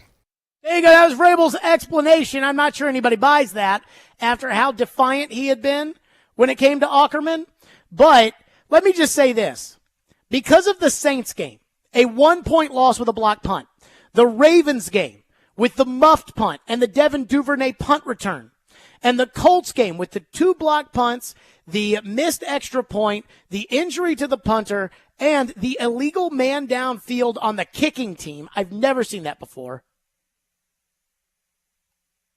I think that the decision to retain Craig Ackerman at the beginning of the year should go down as a season-level mistake from Mike Vrabel. Just like his decision to retain Todd Downing before the 2022 season after the disastrous 2021, or at least I should say the significant offensive step back of the 2021 season, I think that was a season decision problem or a season-long problem. Like a season-altering kind of thing. Yeah. Yeah. Like, if I thought that Todd Downing, I think Craig Ackerman's a sacrificial lamb today. I don't think Vrabel wanted to fire him. I think Vrabel fired him either because he knew ownership wanted him to be fired or because ownership told him to fire him. I think it's one of those two things, and there's really no way around defending Ackerman anymore after what happened yesterday, and so Vrabel did it. And I think Vrabel didn't want to do it, but I think Vrabel felt like he probably had to do it. Just like, remember, Diana Rossini came out after last year and said she was surprised that Vrabel fired Todd Downing. And I'm like, Diana, did you watch any of the games? But I think that Vrabel thought that Downing was doing a good job. And again, I think that Vrabel was kind of pushed into firing Downing. I actually thought that Todd Downing was going to be the sacrificial lamb after the Cincinnati loss, because everybody was so upset about what happened in that Cincinnati game, and it wasn't likely that they were going to move on from Tannehill. So instead of doing that, I figured that they would fire Downing and basically make the narrative it was his fault, and Ryan is a good quarterback, and we know that, and he was a good quarterback with Arthur, and so we're going to go get him a new coordinator who is better, and he's going to be the one that's in charge of Ryan this year, and we go from there. Except that that's not what happened. Vrabel defiantly said, nope, Downing is my guy. And this is just the special teams version of Downing. 615-737-1025. Our phone lines are driven by WilsonCountyHyundai.com. Ben, is this the guy who smokes like 6 packs of Marlboro a day, Ian? That's what he said last time, yeah. Okay, Ben is up next. Phone lines driven by WilsonCountyHyundai.com. Go ahead, Ben. Hey, it's 2 packs of Marlboro Reds a day, brother, but I appreciate it, Jared. Trying to keep Mr. Philip Morris's company and keep him afloat, baby. Jared, we've talked before, man, and I love that there's somebody in town that has the huevos to say the negative stuff about the Titans that needs to be said. We do have bad ownership, but Adams was bad ownership. But what I don't understand is how all these myopic Titans fans thought this team was going to be any good this year. Vegas didn't think they were going to be any good this year. Most of the NFL didn't think we were going to be any good this year. I mean, I don't get why people want – thank goodness that bum Ackerman was here, because had we won those 3 games you're talking about, we just have an even worse draft pick and maybe have a chance to go and get smoked like rolled weed in the first round of the playoffs. So, I'm not into participation trophy. I disagree with about 85% of what you're saying, other than I do think, and I don't disagree with that. That is true. That is part of the 15% here. Vegas knew the over was 7.5, baby. Hush! Go light one up. Thank you for your call.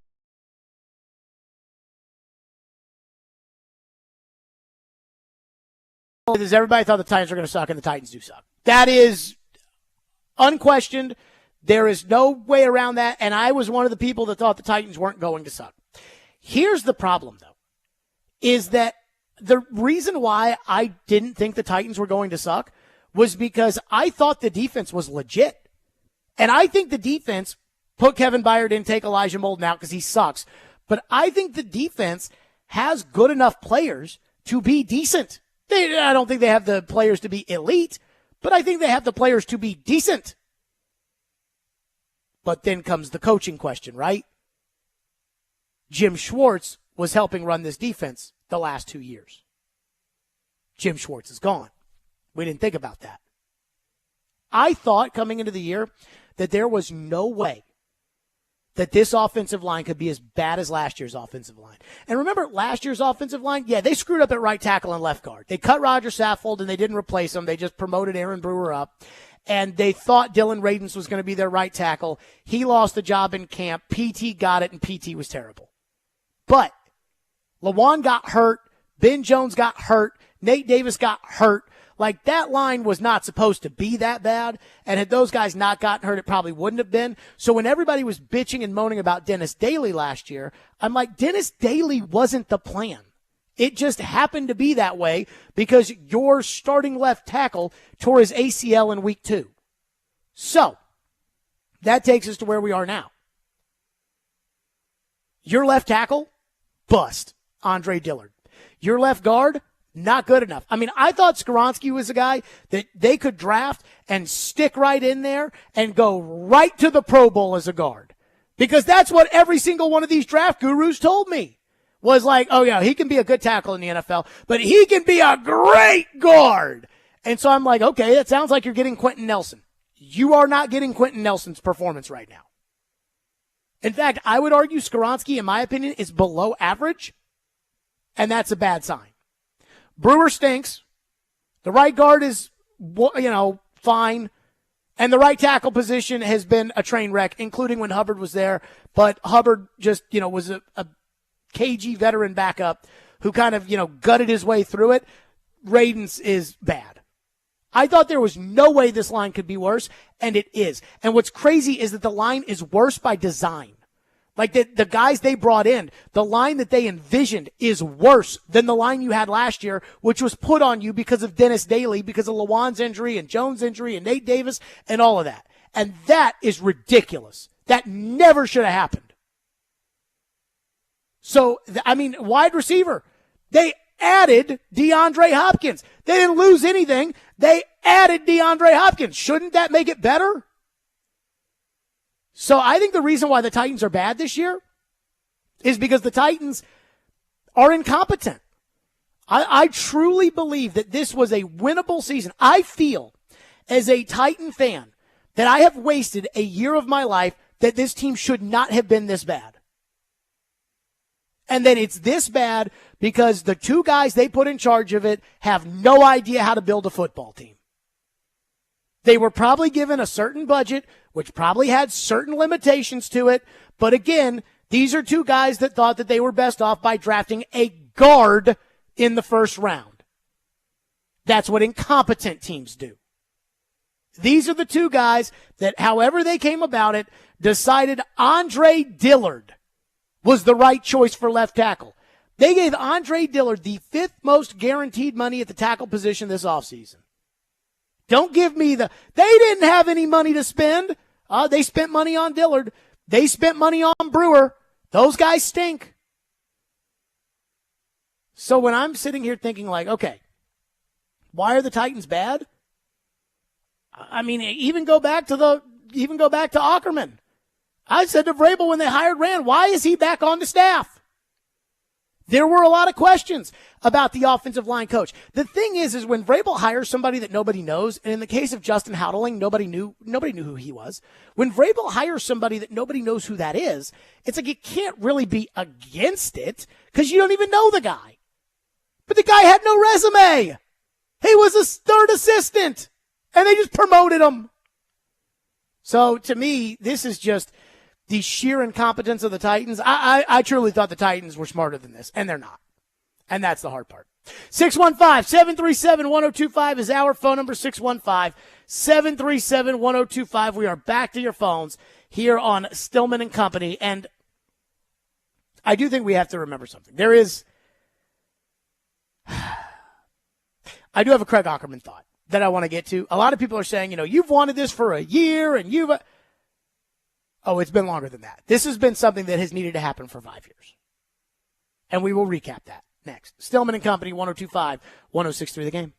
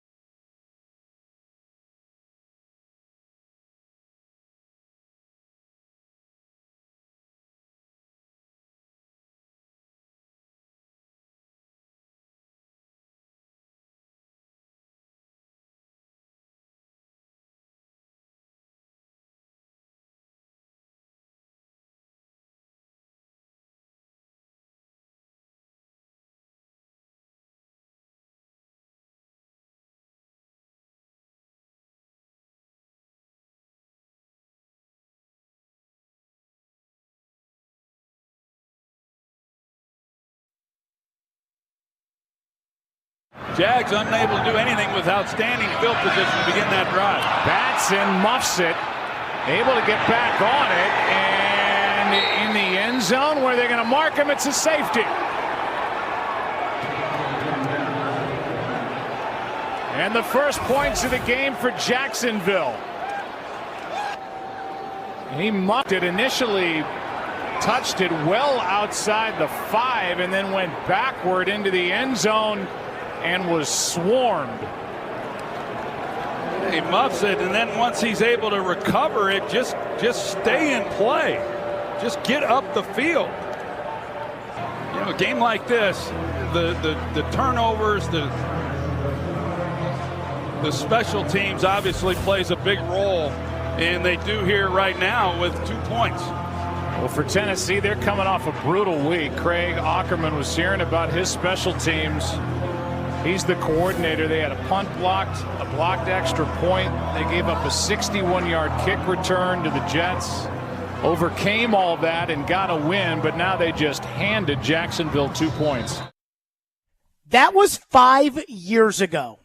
And you're probably wondering, why did you just play a cut from 5 years ago of a random, almost meaningless Thursday night football game? If you remember, it's the one where Derrick Henry ran for 238 and 4 touchdowns and kind of broke out of Matt LaFleur's doghouse. And it's like, wait a minute, hold on. Why did you just play that cut? It's because I think there's probably a lot of people that think that Craig Ackerman, that this is like that he's getting fired because of what happened yesterday, which I think is partially true. But this isn't just a one-game thing or even a one-year thing where they got a punt blocked at New Orleans and they, had a punt returned on them against the Ravens and they had a kick muffed and all. I mean, special teams have been terrible this year. Special teams were terrible last year. In the game against Jacksonville, the winner-take-all into the season, they, with the momentum on a kickoff, allowed Jamal Agnew to run right down the field to set up Trevor Lawrence for a touchdown. Against Cincinnati, in a 4-point game with under 2 minutes to go, you hit the long snapper on a field goal attempt, keeping your offense from getting a ball for the final chance. Randy Bullock, I think we all know, couldn't make any meaningful field goals around here anymore, and he missed the season opener, which got you off on the wrong foot. That was last year. The year before that, actually special teams wasn't that terrible. Now, they had kicking issues all training camp in week 1 with Michael Badgley, who they then brought back this year and also equally sucked. And they had Chester Rogers trying to return punts, which was, at times, a hold your breath moment every time he went back there. But for the most part, 2021 was, I'm not going to say error-free, but less error-filled than the other years. In 2020, they screwed around with the kicker position all training camp long. One of my favorite stories of that year, that was the COVID year. Floyd and I were doing the radio show from my house, and he'd show up at about 1:40 or something. So I finally asked him, I said, hey, man, can you go to practice one of these days? We had no sports being played. Training camp was kind of the only thing. There were all these COVID rules. But I was like, can you go to training camp just kind of one day and get a feel for the team? And then we could, Floyd went out to training camp with his breakdown. So the first day of camp, I gone out there, and Dave McGinnis said to me, he goes, no IEs. I said, IE. He goes, instant evaluations. No instant evaluations out here. I said, not even kicker? He said, not even kicker. So Floyd shows up about 2 weeks later, goes to practice one day, comes up the house, and he goes, those kickers are awful. I said, well, Coach Mack says no instant evaluators. And he goes, I coach special teams in the NFL for 15 years. He said, those kickers are terrible. I saw that one guy is Greg Joseph, who's in Minnesota now. I saw Greg Joseph, he missed from 35. I said, okay, that's fine. I've seen plenty of that in my life. Make the adjustment, bang it through, move on. Floyd goes, he missed it again, wide right. I said, so if you were GM, I'd cut him. He goes, Steven Gostkowski would be in my office this afternoon. Ha, ha, ha. Then they did end up signing Gostkowski 5 minutes before the start of the season, which, again, has been a recurring trend under Ackerman that I would like to stop. Even this year. They got lucky that the Patriots drafted a kicker in the 4th round who can't kick, because if they didn't, Nick Folk would be the Patriots kicker, and I don't know who'd be your kicker. Yeah, Patriots made the wrong decision. Oh, my God. So you got lucky there. But Gostkowski couldn't kick at the beginning of the year. Then Bo Brinkley forgot how to snap the ball in the middle of the year. Then you get Brett Kern injured. You play that game against the Colts where you get one punt shank that sets up an Indy touchdown. In fact, remember that whole debacle? Kern hurts his wrist because Bo Brinkley forgets how to snap. Kern hurts his wrist against Cincinnati. Then you sign the former Patriot punter. I think his name was Ryan Allen. And so you sign him, and you punt against the Bears, and it's fine. But you also signed a former punter from Tennessee by the name of Trevor Daniel. We called him FedEx because he had been driving a truck for FedEx when the Titans signed him to the practice squad. So they go out and they bring FedEx in to punt. Now, Ryan Allen did a fine job against Chicago, but I guess they wanted something a little bit more from the punter. And Floyd said the day of the game, do not do that. Told a story from when he was the special teams coach in Detroit, and the assistant GM came up to him and said that they wanted to change a punter, and he said, if you change a punter in the middle of the season, you're going to get a punt blocked. And he said, oh, no, this new punter we're going to bring in is really, really good. And so they did it, and the Rams blocked 3 punts in that game. They go into their staff meeting, and the assistant general manager makes a comment about how, well, if we didn't get those 3 punts blocked, that Floyd apparently did not come to until he realized, like, when he, I guess, came back down to earth, he was being restrained by other assistant coaches. And so Floyd said before that Colts game in 2020, do not change the punter. They did. He shanked one. Then he goes back to punt again, gets blocked in the end zone for a Colts touchdown. You lose. 2019, that was the year of the kicking carousel. Santos, Parkey, Suckup, Santoso, Joseph. The only way they got themselves out of that was Tannehill just stopped kicking field goals. They just started scoring touchdowns. But that was it. Adoree Jackson muffs a punt at Jacksonville, cost you the game. I mean, just disgraceful. And then 2018, you heard that cut from Joe Buck where he was, Joe Buck doesn't know who the special teams coach of the Titans is. And Joe Buck is sitting there saying, Craig Ackerman's been hearing about his special teams. They were horrible last week and overcame it. And now they just gave up 2 points to the to the Jags on a safety. It's been horrible for 5 years. It's been terrible. And only now that the second lost season in a row is past us, is Vrabel finally doing something about it. Inexcusable. And again, I'm not celebrating a man losing his job like that. And the worst part about it to me, as far as Ackerman's concerned, is it doesn't help with the season. Like, it does not help with the season. Season's over. So even though he makes a move and you're going to play, 5 more games, it's not like it matters for, changing the path of this year and everything else. You could have done that at 2-4, but instead you decided to trade away Kevin Byard for peanuts. But now, I mean, it's terrible. Now, there have been some good moments in there. Like, I'm not going to say it was all bad. It was mostly bad, like 95% bad, but there was some good in there, right? There was the fake punt against the Texans where they threw the touchdown, Byard to Dane Cruikshank. There was the blocked kick against Indianapolis, returned for a touchdown in 2019. There was the blocked kick against the Chiefs that won them that game in 2019.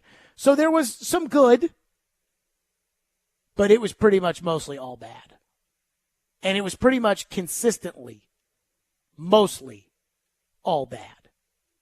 And it frustrates me that it took Vrabel, and whether or not Vrabel was the one that pulled the trigger on Ackerman or whether or not, Tony Soprano put him up to it, I don't know. But I just feel like, why did it take so long? And the fact that it took so long and the fact that we don't even know if you actually wanted to do it probably says a lot about your ability to run your team and your coaching staff. We had Fitz on a couple weeks ago. And I was talking to Fitz about the coaching staff and about the coordinators over the years and everything else and what all they had and haven't had and everything. And Fitz was talking about how, he's like, I know everybody likes Vrabel, but not being able to hire coordinators, that's what gets you fired in the NFL. And I'm like, that's so true. And yet we just excuse it because people like Vrabel. And I was like, no. Get the coaching staff right. Keith in Bowling Green says, I think Aaron Brewer is the least of our offensive line woes. Yeah, an undersized center who can't snap. That's the least of our problems. Whew. If that's the least of the problems, then, I mean, what does that say about everything else? I mean, snapping is pretty important for a center to be able to do. And I just, every time, and I don't want to, put words in Floyd's mouth or whatever, but every time they talk about Aaron Brewer being the center, all I do is I just hear Floyd, 270 pounds, just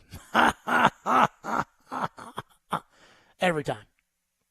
615-737-1025, Stillman and Company 102.5, 106.3 The Game.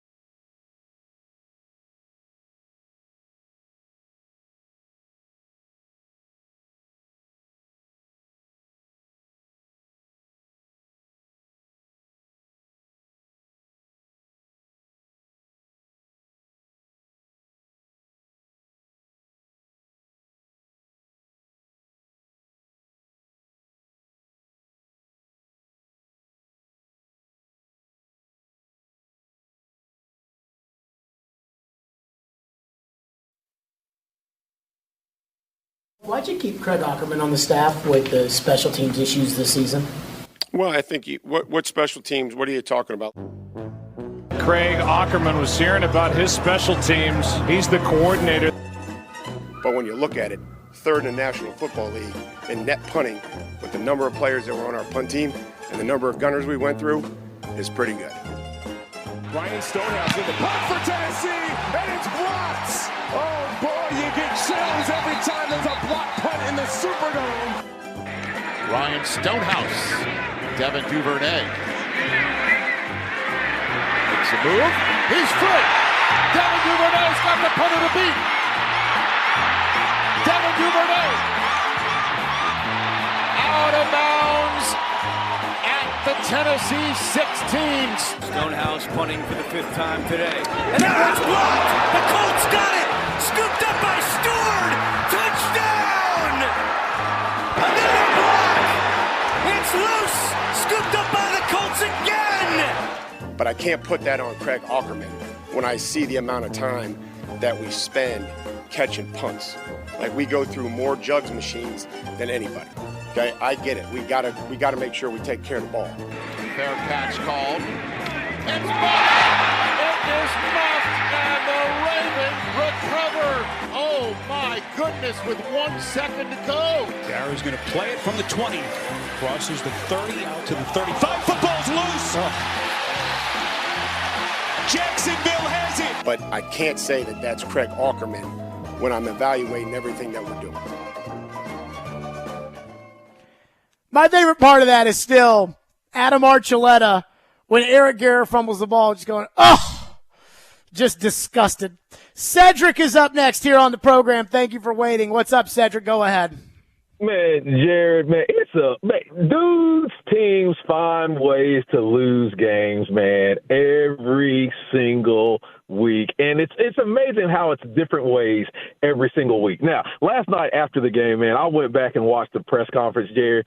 And if you just put up a mashup and you take out the teams, y'all bleep the teams, dude has no creativity in his press conference. He can't even answer questions about how his teams lose. We got to coach better. You got to play better. You put it on me, whatever. He has no creativity even in his press conferences. So why do we think that this dude can get it done? And lastly, Jared, let me just say this. I called Derek because I had to ask a former player. Do you realize, dude, that Coach Meathead has 0 wins against coaches currently in the AFC South? He has not won a single game against Doug Peterson or Shane. I'm blanking on his names. And he's not going to beat D'Amico Rance. Yeah, he's going to be 0 against teams in the AFC South. Week 2 or week 3, I told you, man, that we have the 4th best coach in the division, and it's playing out, man. Amy, get rid of this bum. All right, man, I'm out. Yep, that comes from Cedric. There is a lot of shared sentiment there. I don't really care about the stat about having not beaten anybody from the AFC, though AFC South, though I certainly do, make note of it. I mean, you shouldn't be 0-3 in the division right now. You shouldn't be 0-3. You should have won the game at Indianapolis. You should have won yesterday. I mean, you didn't. And so that's a big mark against you, in my opinion, not they should have won that game, so let's dismiss it or ignore it. But I do think that that's an issue. I mean, look, I think more's going to come out. I think, again, TD has a story tomorrow about Carthon and Vrabel that's coming out that I am fascinated to read to see, what it tells us or what it doesn't, that way. I mean, it's just unbelievable. So, Ian, I don't know if we have this or not, but Nick Frazier said somebody called the midday show today when the news of Ackerman being fired dropped. Is that the case? I believe that is the case, yes. Do we have that? In just 1 second, I believe we will. Okay, so apparently, and I've told you guys this all the time. I love our station. I listen to the shows all the time because I'm always complaining about what everybody says that I don't agree with. But on Mondays, after a Titans game, I try to not listen because I'm afraid that if I do, and in particular, the two people whose opinions I probably have problems with the most are Joe and Derek. But even, Caroline, Robbie, Willie might say something, Chase, Joe, that might drive me crazy. And so I try not to listen just because I'm afraid that it'll ruin, kind of my just pure, raw opinions of the game, which is very difficult for me to not listen. Well, somebody texted me today and was like, I just heard this caller call into the midday show. And then right before we got on the air, Nick Frazier, who produces the midday show, was like, hey, dude, you got to hear this call. So I have not heard this yet. But apparently this went into the midday show when the news dropped that Craig Ackerman was getting fired. Yeah, so, I love all the shows, and I listen to everybody from the start at 6 o'clock until Jared in the afternoon. Thank you for listening. And the best thing about Mondays is the reaction to what happened on Sunday. And I cannot imagine how Jared Stillman feels right now after he asked Vrabel why he kept Ackerman, and he belittled Vrabel, or Vrabel belittled him and tried to embarrass him. So I know what the entire show this afternoon is going to be set up for, and I cannot wait.